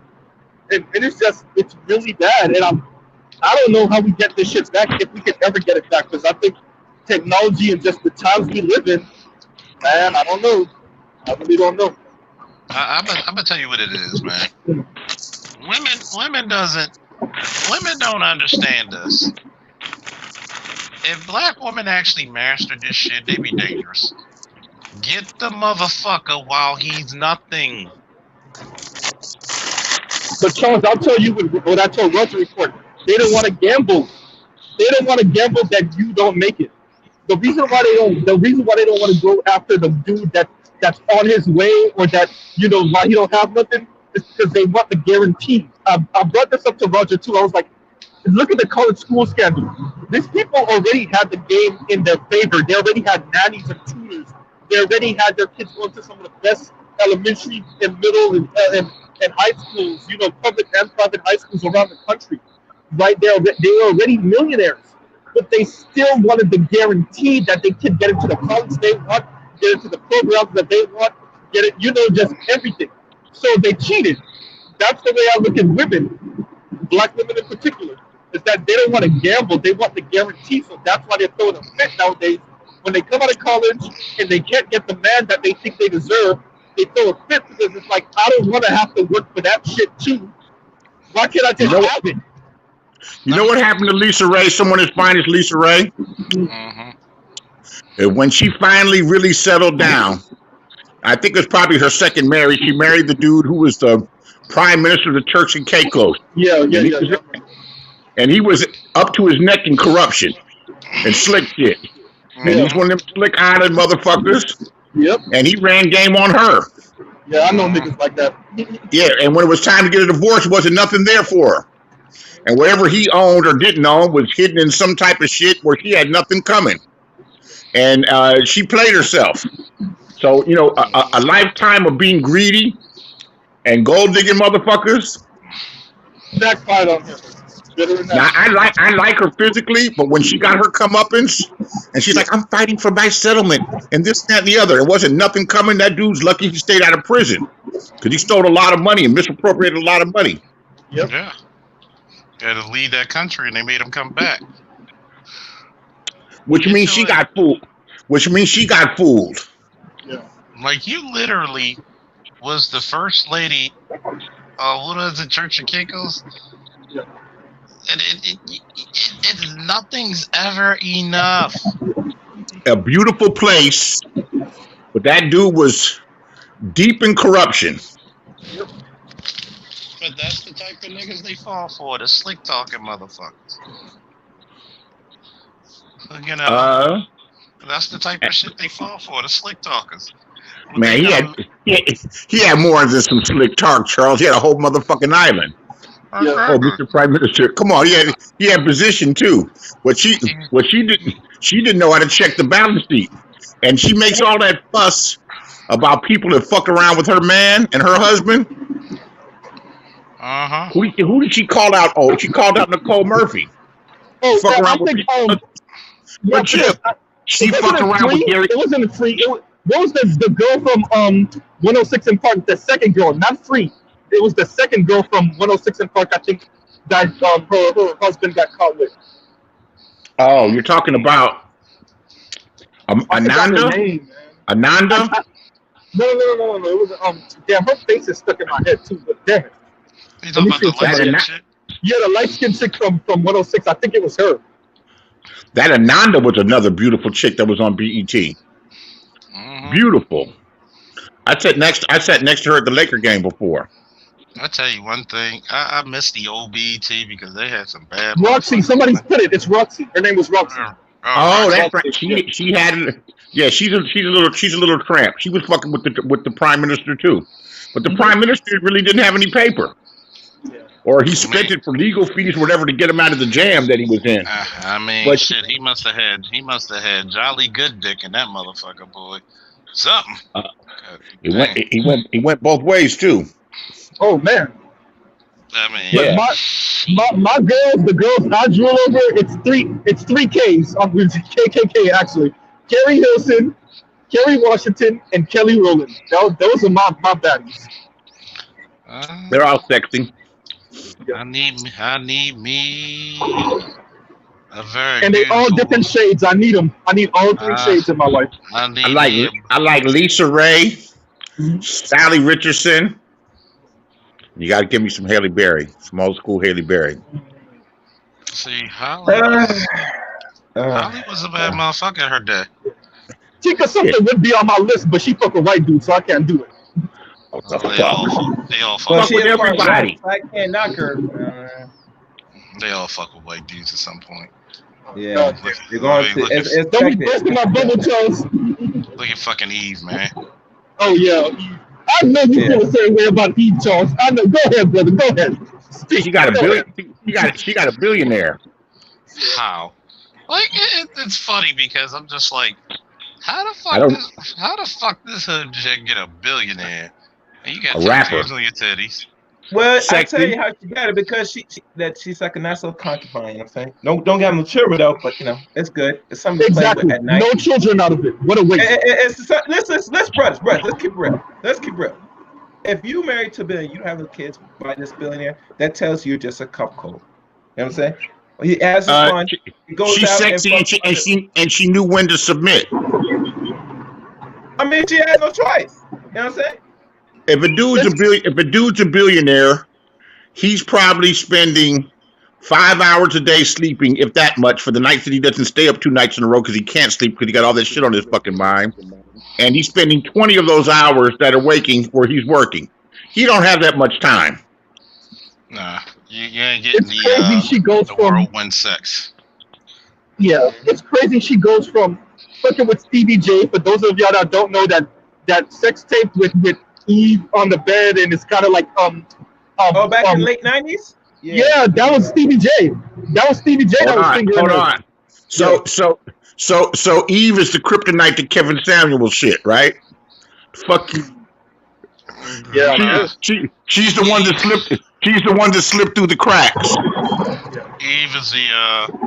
Eve is the one who I would like to say Beat the odds. Eve is not even beat the odds. Eve is like the once every 1,000 years a Super Saiyan will arise among us and just turn into a god. And I mean, take a look Man, at the screen. I mean, you just looking at a motherfucker like this.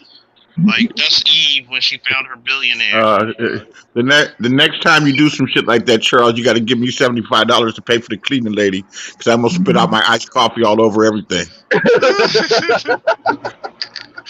Oh man, I don't know what made people laugh when the one chick was talking to me, and I just put up this one here, and she was talking to me when I was asking her questions.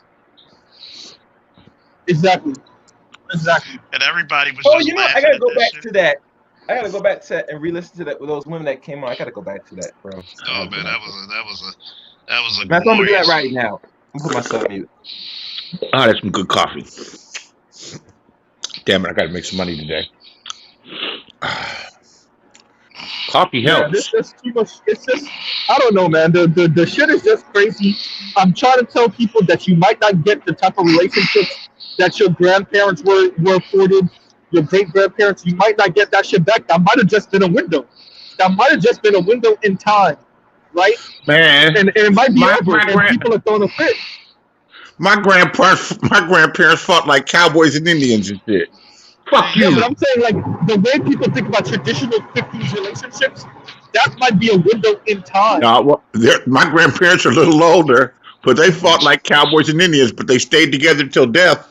You know, just shit. Traditional 50 relationships. You could do what the Gap Man said. Oops, upside your head, just oops, upside the head. You want to know something?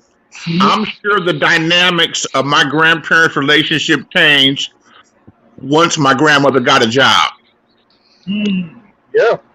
because he took care of everything before that.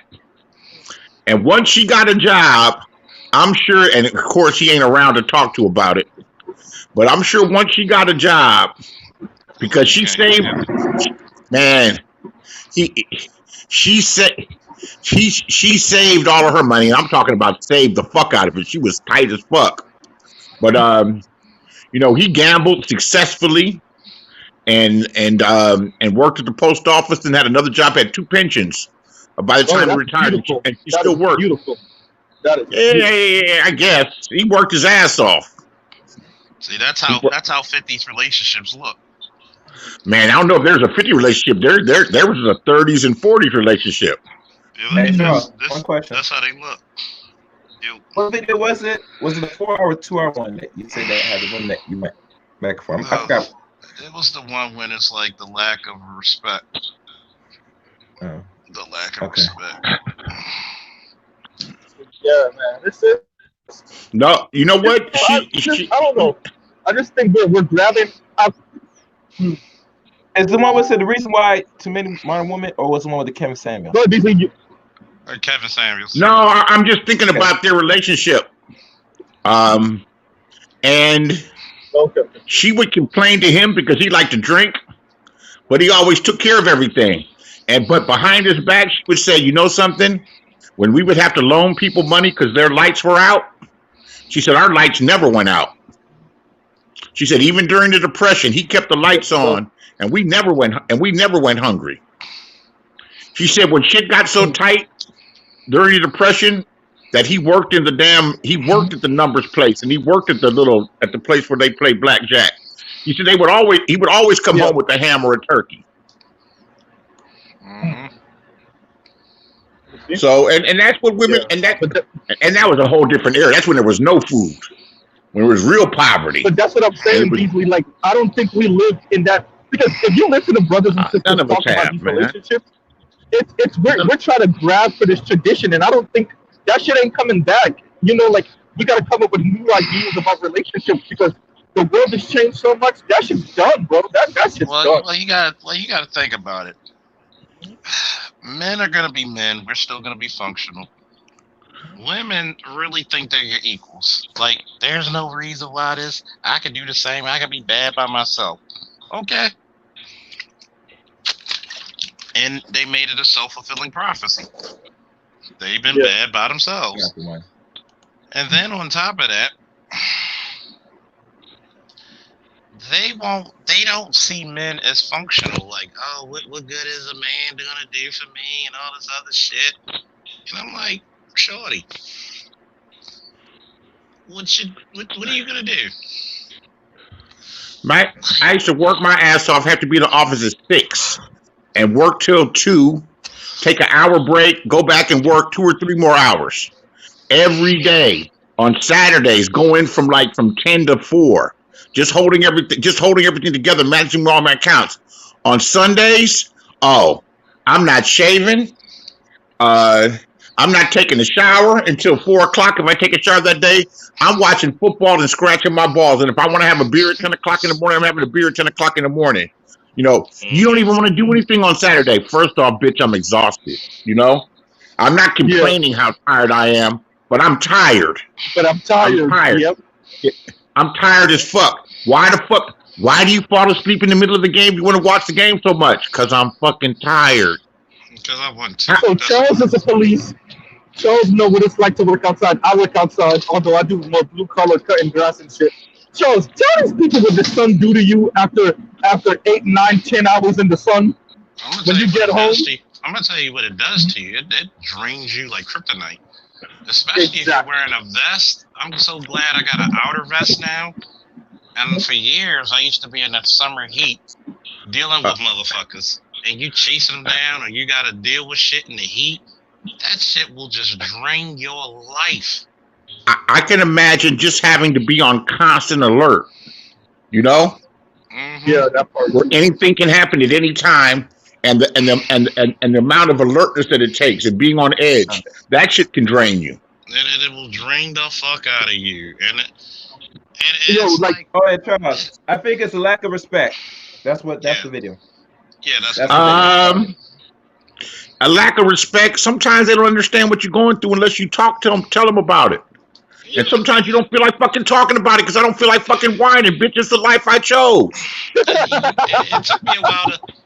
What the fuck I look like whining about it? Yeah, I work my ass off so I can have this extra money. Am I gonna help you fold clothes during the second game? No. Listen, fuck this shit. Take all these clothes to damn Chinese people. Here's $50. It's Oh God. It's Take all. funny because I ain't folding shit. Take all this shit. Let them wash them and fold them. I'm not doing Charles, none of this shit. I think Beasley need this time to vent. I think Beasley need to vent real quick. Go ahead, Beasley. No, I'm not venting. I've been through all this shit already. I understand what people go through, and I understand what's important. I tell you, I used to have an ex-girlfriend. We used to live together. Why you on the game? It's relaxing me. Why you playing that shooting game? Because to do it in real life, I need serious probable cause. Get out of my fucking. All right. I swear to God, man. I believe if a woman as a teenager for a child, you're X'd out the dating market. You're bad goods. X'd out. There's no fucking reason for you to be in the dating market anymore. None. I went to go see my girl yesterday, and I'm sitting on the couch. I'm cool with her parents. Her parents, they love me. I'm in. When you in, like the parents like you, you're like, okay, I can't break her heart because her dad gonna fucking murder me. When you in. So we ate, we chill. I talked to her mom for a little bit. I talked to her dad for a little bit. I'm sitting on the front couch. Tell me why I fell asleep sitting up. I completely knocked out with her laying on my chest. I'm like, I knocked the fuck out, and I'm like, damn, I didn't even think I was that tired up until I sat on the couch, because your mind is on go from the second you wake up. So the second you get a chance to sit down, you don't think you're tired, but you're actually really tired. Mm-hmm. You just knocked the hell out, and I just knocked out on the couch for like 2 hours. Yeah, that happened to me sometimes. Like I'll just be asleep. Girl be on the phone. Oh, you on the phone? When I was a member of this high-end men's athletic club, where they got restaurants, it's an old place, been around for over 100 years. They have they have saunas, and they also have like a rest area. with like little chase lounges and sheets, you know, and you could just like lay up in the sheets, read the newspaper, just relax. You know how many times by Wednesday or Thursday there's men in there just fucking sleeping their ass off, like just sleeping their ass off.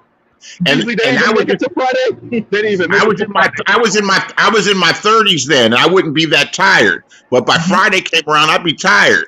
You know, and Friday come around, then I get off early or just whatever, or just leave the office and everything because I could prospect down there. Whatever, just go there and by 2 o'clock, take a steam and a shower and a shave. Next thing I know, I sleep till 7 and everything, and you feel good. Go swim, maybe lift some weights or something like that. But I said it's not just me. Motherfuckers get tired out here. Yep. Shit's Yep. exhausting. But no, you said I needed to vent. No, because I still talk to her, and she still don't Oh, okay, fucking get, okay. and she still don't get it 25 years later. Wow. You don't go work. You just get up in the morning. You just get up in the morning. I don't work. I said no. She said, well, when I used to be with Derek worked construction. I like Derek is fucking dumb, and all he does is know how to pick up fucking rocks and move them, bitch. I'm moving this shit with my fucking mind, you dumb bitch. I've actually had women tell me, "You always tired. You'll never want to go anywhere. You come on, you can't do any real work." Ain't that a bitch? Ain't that a bitch? I said Hey. you couldn't survive. I said you couldn't survive 4 hours, let alone years of what I put in. I even had these girls who, like, what they got, like 4 years now. It was like, but you never did any work. I said, motherfucker, I'm the only reason here you work here. Because if men like me didn't existed, you would say this job is too dangerous. Too dangerous, Yeah. motherfucker. I said, because guess what your little pretty ass would do? They'd take your gun and they'd finger pop you with it. Yeah. What did you do today? Oh, I had to wrestle down Weebay. Mm-hmm. I had to wrestle down Weebay, and I got into a shootout with Omar. Yeah, you know, like you live in the literal wire. So No, I'm firing myself up to put some work in this afternoon. What? One of the places where I worked, we'd have a 6 o'clock breakfast meeting, and they just gave us that shit just to ease some of the fucking stress. So you would at 6 o'clock we would meet, and they would have a little meeting and everything, and you got breakfast, and usually it was a buffet, but sometimes you ordered whatever you wanted and everything. And she said you just get up and have waffles and everything and French toast every morning, and this and that and the other, and you got and then you go there and sit behind a desk all day. You're not working. shit. You even some of the times when I'm at the desk, you're typing and you gotta get this shit grammatically correct. You gotta get the story correctly, the narrative anyway. Right. You gotta get. Oh my god, I hate people, man. Like, don't ever tell me I don't work. I said, really? Do you know what my life consists of? Like, yeah, go fuck yourself. Like, Yeah. like sometimes the longer you talk to women, the more you be like, you know what? I hate talking to your asses. You know, in my work, it's like you celebrate the big deals, and you celebrate the easier deals, or the ones that you work on for a while when they finally close, and it's like a big commission. You celebrate those, but you're not talking about the drudgery and the drudgery of dealing with people every day, you know, and the disappointments, you know, the deal that doesn't come through, because more of them. When you're working on them, you're gonna have more ones that don't materialize than the ones that do materialize. Yeah. So you're constantly talking. You're celebrating, and why are you celebrating every day? Because I got through another day and I made this fucking shit happen. It's just a miracle. Don't you realize it? Yeah. Maybe not. And it's funny because if you ever notice, most women do not have the same occupations as men. No. and that's when you have a lot of disconnect. Like, oh, I bet you I could do your job. Go right ahead. See that 250-pound guy? You gotta fight him. He's hopped up on PCP. Hey, I don't know. Yeah, I don't know about being a police officer. This one, she was in a master's program, and she did grant writing on the side. She was a talented bitch. I'll give her that. She was still a bitch at the end of the day. But not only could she write grants, she wrote grants and got grants for herself, and got $10, $15, $25,000 fundings for the project that she was working on. So, during that time, I was struggling trying to build a client base. Well, you know, they got a job as a security guard. I'm not a security guard. I hate security. I hate security guards. I'd rather go panhandle in the street than be a security guard. Well, he brings. I just don't think they appreciate blue collar work because not enough of them do that. And you can see it in two ways. You can see it in the way that they don't appreciate it when they're in a relationship with you, but also, and I'm lucky, my girlfriend is a little different, but also you can see it how they denigrate it when they call into shows like Kevin Samuels, right? Guess what demographic does respect the blue collar worker? And I never you go, Beasley. Latinos. I knew you were say that. Latinos. They like it if you. They respect any type of work, really. Right. Mm-hmm. How many? She asked me in Spanish, "How many hours you work today?" It's funny that I hear a train in the background, and I'm playing Madden. And as soon as the train came through, I hit. You ran over somebody. I truck stick a motherfucker. That's just funny as shit. But go ahead. No, Latinas, they like a blue collar worker. Mm-hmm. I would take a bath and then get out of the tub. She say in Spanish, she said, "You don't leave the tub dirty." I said, "Well, I guess I'm not that fucking dirty. I took a shower this morning. I get in the tub to relax, you know. Mm-hmm. I get in the tub to relax and just get clean naturally and everything, and then get out of the tub." She said, "I used to have to clean the tub after so and so, after whoever the fuck." Yeah, because that motherfucker. I mean, I'm not knocking this type of work. Yeah, I gotta admit, dudes that work in an office and everything that work with their minds. Yeah, we frown on a blue collar worker. Yeah, just out of snobbery, you know.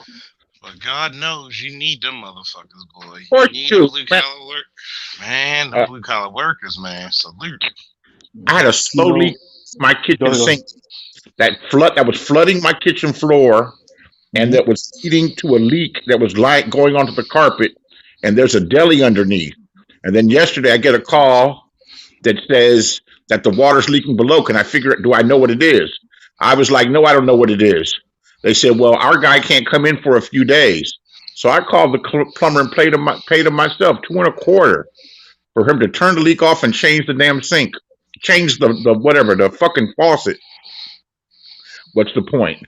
Oh yeah, man, that dude wasn't here 2 hours, man. Charged me $225, $75 for the part, and he gave me a break. So, and a lot of people don't realize how much money you make in that type of work. Good God Almighty! There's plenty of all of us know a plumber. Right? You know what it is? It's not glamorous. Like, think about it. If you were a child of the 90s, of the early 2000s, you saw these reality TV shows, you saw some of the sitcoms, and it's usually glamorous work that the husband does. He's an ad exec, he's this, he's an attorney, right? The Cosby type shit. And we frowned on blue collar work. So I don't really blame the sisters. I just think like, yo, you need to get with reality, because blue collar work and blue collar work does have 6-figure men. But not only that, most likely you're not going to meet and marry a 6-figure man. Most so plumbers, you're setting yourself up for failure.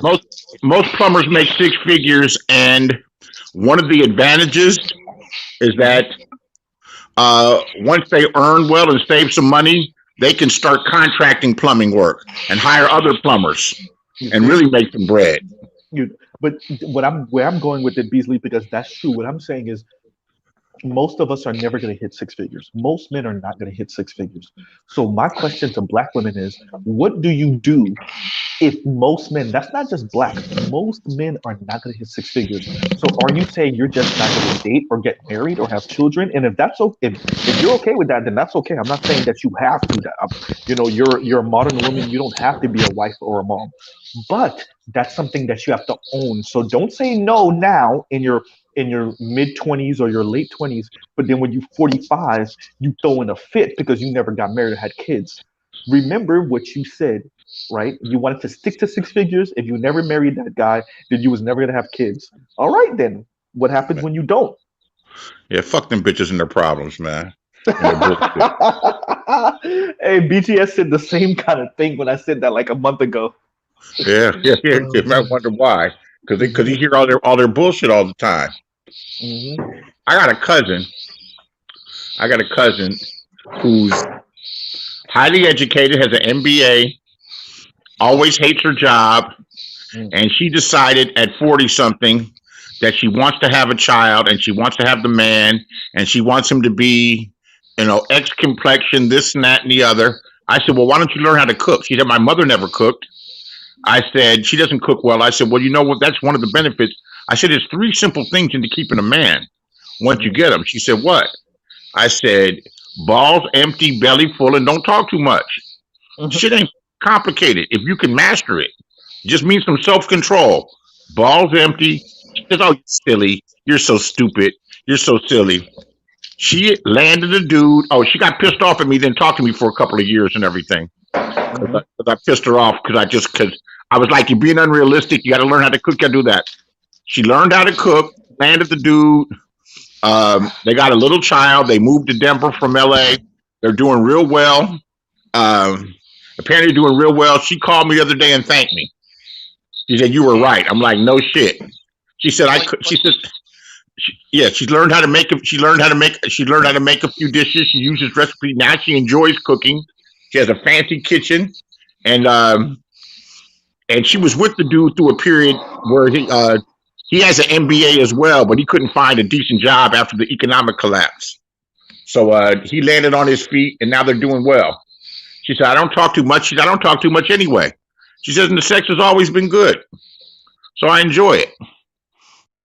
I'm surprised that she was able to find what she wanted in her 40s. I said, you had a lot of check off, a lot of deal breakers on your list. You found somebody that fit the bill. Most hard women, work and luck, Beasley. That's hard work and luck. Hard work and luck. Mm-hmm. And she's a pretty girl, but she's so quiet. She's so quiet, and she's real smart, and she's sarcastic as fuck. I said, sarcastic one. I love a we cook. Because you'll get sarcastic back. I like them too, actually. I like them too. Let's see who can sing who the best. Like, yeah, no, but it's crazy. I don't really do zingers with women though. I don't know why. It's just like because I always feel like, damn nigga, you might take like it's all fun and games until she ain't having fun no more. That's when it stops. Mm-hmm. That's when it stops, and you know something. Maybe that's just the saddest in me. If I can make your eyes well up, I was like, bitch, don't get mad at me because you're losing the fight that you started. Most women hate it because I'll be like, look, even she who not be named try to go out on me when we were going to the Ravens Steelers game a few years ago. And I said, oh, you weren't talking like this when your ass was held up on the wall looking like the Amazing Spider-Man. And her friends were like, what? Like, she never told you that, did she? Oh. Let me tell you some more shit. Oh, they hate it. What's up, underrated? And women I love it when women try to get me with zingers. I was like, that's why. She was like, that's why you. Well, one chick trying to say that's why your dick was not as big as I thought, even though she was lying. I was like, one thing that's one thing that can be said and understood. What's that? You can't unsuck this dick. Even she had to laugh at that one. I've Yeah, I've had exchanges like that in front of her girlfriends when they pop the sexual shit. Like you got a lot of bass in your voice now, but you were singing like you're hitting them high notes like a soprano the other night. Oh please, oh stop, oh God, oh God, oh God. That's Like, hysterical. man, have her praying like Catholic mass up in that bitch. You got me making like feeling some few. You know what I did on Sunday while watching the game? I started sending nasty sex messages, sexting messages to the exes to see what the response would be. Mm. Them nasty bitches stay nasty forever, man. They be down for They be down for whatever and they ever. be yeah, they be down for whatever. When you coming? When are you coming back in town? But you guys, I gotta jet real quick. My battery's about to die actually, so I gotta put my phone on the charger. And Charles, if you're still on in a little bit, I'll be on. But if not, I'll check you guys later. I think I might do a second one later on. Okay, I might be on that. It's funny because I'm loving it because I know I gotta even I'm still recovering, and still healing. I know I gotta put my jacket on, my hoodie and jacket on, and actually put some salt because Brother, You be you safe. You know we you went out here. you Let went me get in you my feels right now. You know we see you as a brother. We need you around. So hey, be safe out there. And Oh then no take yeah, your I Chuck. got. medicine, nigga. Take your goddamn medicine. I'm taking the medicine. It's just I gotta put a little salt so nobody Hey, breaks the fucking. Charles was about to say yes, mom. I'll You see y'all you later. you Alright, you man. you caught the COVID, Charles. I heard you caught it. Yeah, I wish I didn't catch that shit. Apparently, I had to such that shit like Ed Reed. You know, god damn. Hate So that shit. did you get sick, or do you like the flu, or what? Oh, I got sick, man. I just came out the hospital 4 days ago. Oh man, I'm sorry to hear I that. just came out. I just came out yesterday. I was in there for 4 days, That's a and long then time. Oh, that's scary. prior to that, I was sick for like 3 weeks. And I'm Oh man, I still didn't know that. I haven't been coming around, man. I'm glad you made it out. Thank you. And I'm still recovering from the coughing and the congestion. Like literally, my cat, he fucking left. He You actually didn't didn't. He actually you came didn't up here to check on me. you didn't have to go on the ventilator, did you? No ventilators. They put me on oxygen, but no ventilators. Man, They just went. that's scary because they say you could be in the hospital one day breathing okay and doing all right, and the next day be in bad shape.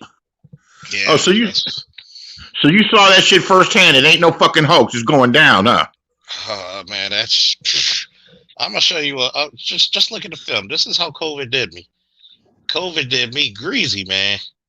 I mean, shit. COVID hit my chest like this. This is COVID.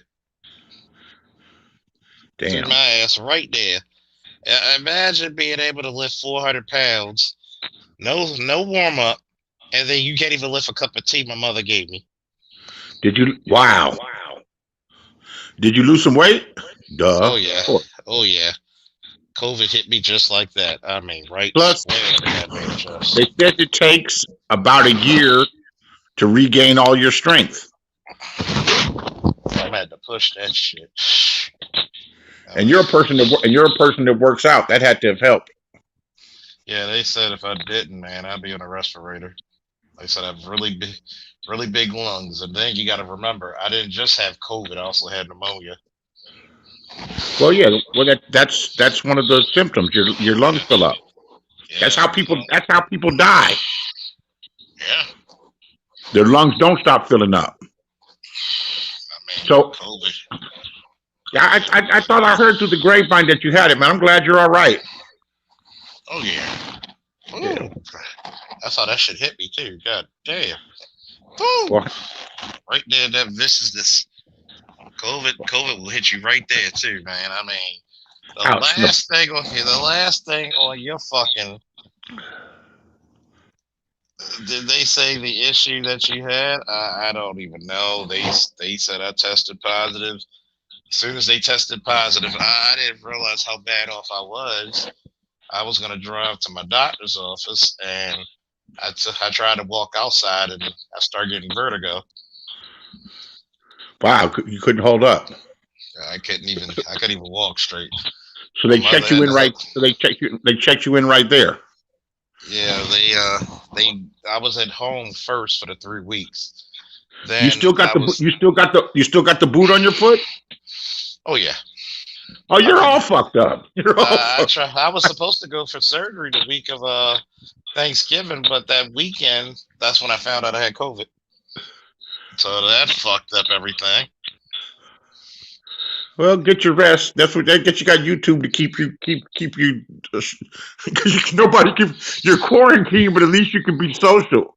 Yeah, I said that would have drove people crazy. Right. God Yeah. damn. Well, some people don't have any social at all. Like, stay away. So what?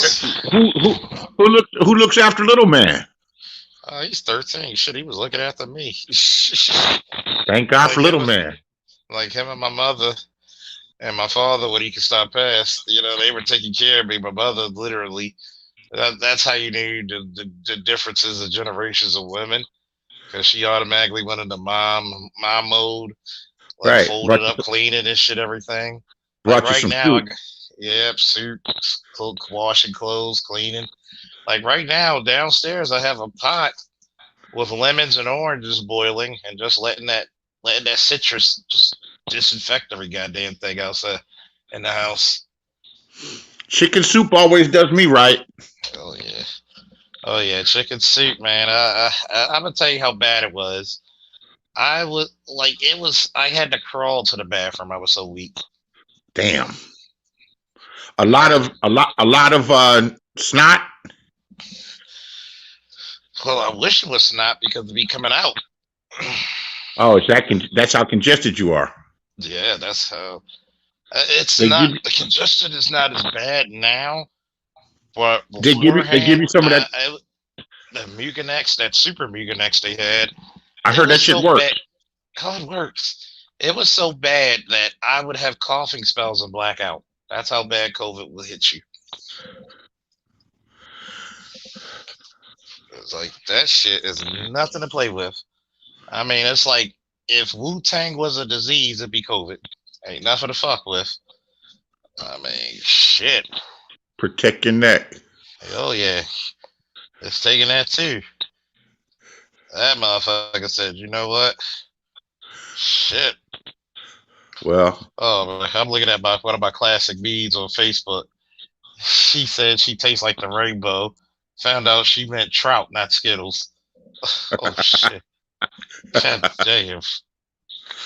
I'm like, no, God damn. I thought I'd heard through the grapevine that you'd had it. Man, I didn't know that you'd been through all of that, man. Oh, With the boot on your foot. Oh yeah.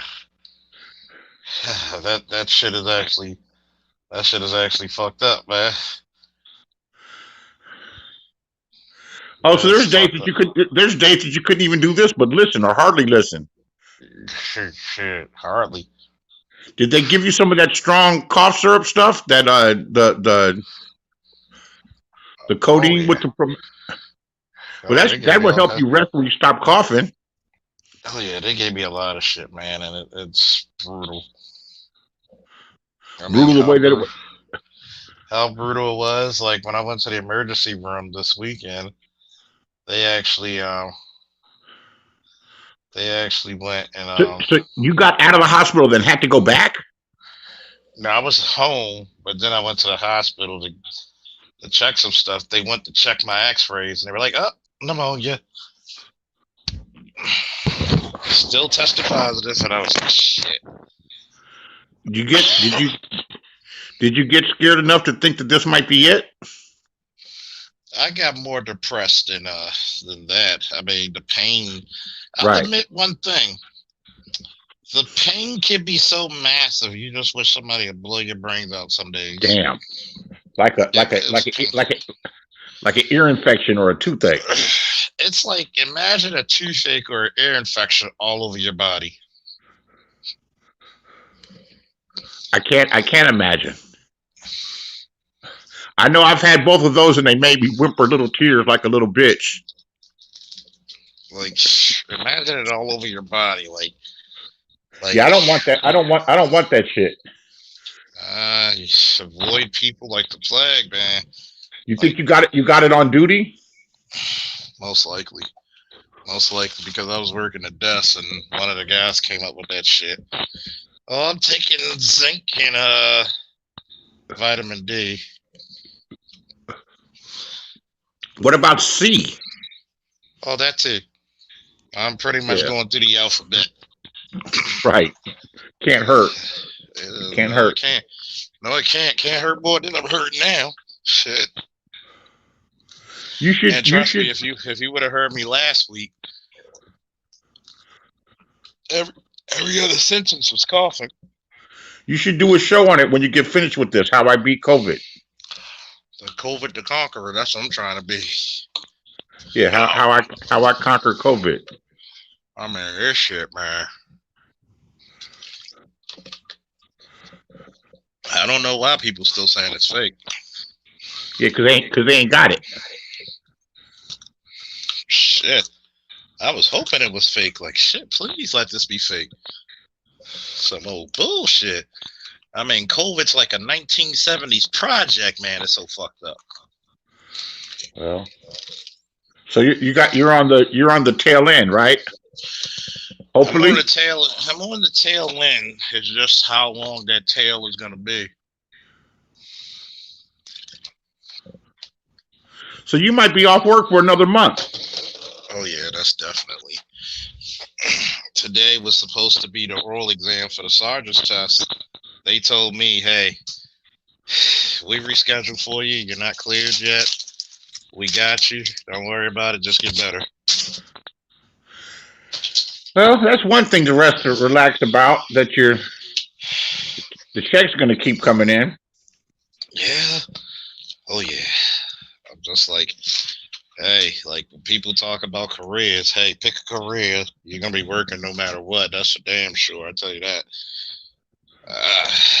So Well, people be like, fuck the police. I'm like, hey, as fucked up as it is, one, you need them. Two, they pick. No, you're one of the few people. You're one of the few people that's plus just getting older and mature. You've changed my attitude a bit. I've heard that a lot. No, you changed my attitude. Just like that, you gave the kid a break and told him don't fuck up again because I'll fuck you over real good. Mm-hmm. Yeah, you gave him a break instead of fucking it up for him, putting him on. Yeah. Yeah. And believe me, you probably scared the holy shit out of him. Oh yeah, that was the love of the love of it. Like I love it. We're gonna scare the fuck out of you real quick. Like, I Hold bet on. you won't do this shit again. My friend's son, he has a son who's like 5'6" and skinny, and he got in some trouble when he was 18. I think he stole a gun from one of his friend's house and got caught with it, right? And he had a grand theft or something to get pleaded down. He said when he brought his son to court, he said he had already talked with the prosecutor and they was probably going to get him probation and everything, with some possible jail time. It didn't look likely, but probation and restitution and everything. He had talked with them first, and my friend had been in trouble before. But he sat outside in the courtroom and told his son, he said, listen, man, it looks like you're going to the penitentiary for this shit. And I just want to let you know that, I won't think any less of you if you get raped in there. You're still a man. He says, I'm going to need you to stand up and fight for it. He said, you just can't give it up. And, you're still my son and I love you. I wish you wouldn't have made this mistake. And I'll be here for you when you get out and everything. He said that motherfucker's eyes welled up full of fucking tears. He said he didn't boo-hoo. He didn't boo-hoo. And then he said, oh, I didn't know this was affecting you like that. He said, let me talk to the prosecutor and I'm going to go plead for your life and everything. So he went and talked to whatever. He bullshitted his son all the way. He said that motherfucker's been a model citizen for the past 6 years. Oh wow. A model citizen. Oh wow. He can't. Model citizen. That reminded me of the same story. He said, I won't think any less of you if you get raped in there. Wow.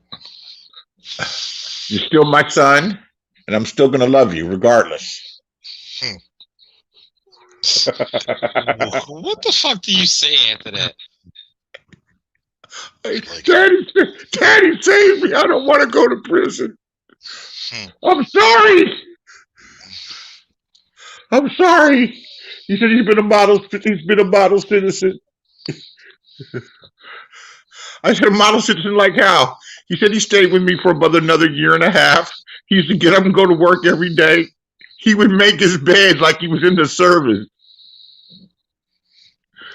Yeah. All the problems that we had for him, little problems of him not cleaning him up after himself and being rude to his little sister, all that shit stopped. Mm. Something about being scared straight. Oh yeah, it scared the fuck out of you. Well, hang in there, man. Shit, take your vitamin C, get your rest, do everything the doctors tell you to do. Mm. And enjoy the time off if you can. Shit. Of course. Yeah. I'll do streams like this when I'm bored and shit. Gotta love it. Real good. Well, hang on in there. I'll say a prayer for you. God, man. All right. All right, everybody. Definitely a fun time had by all. Woo. Hospital bill ain't crazy. That's what that good insurance is for. Woo. Keep that shit.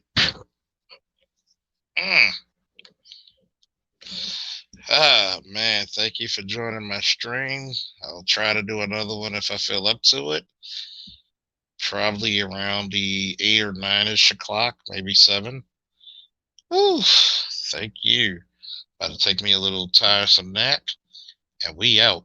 Woo.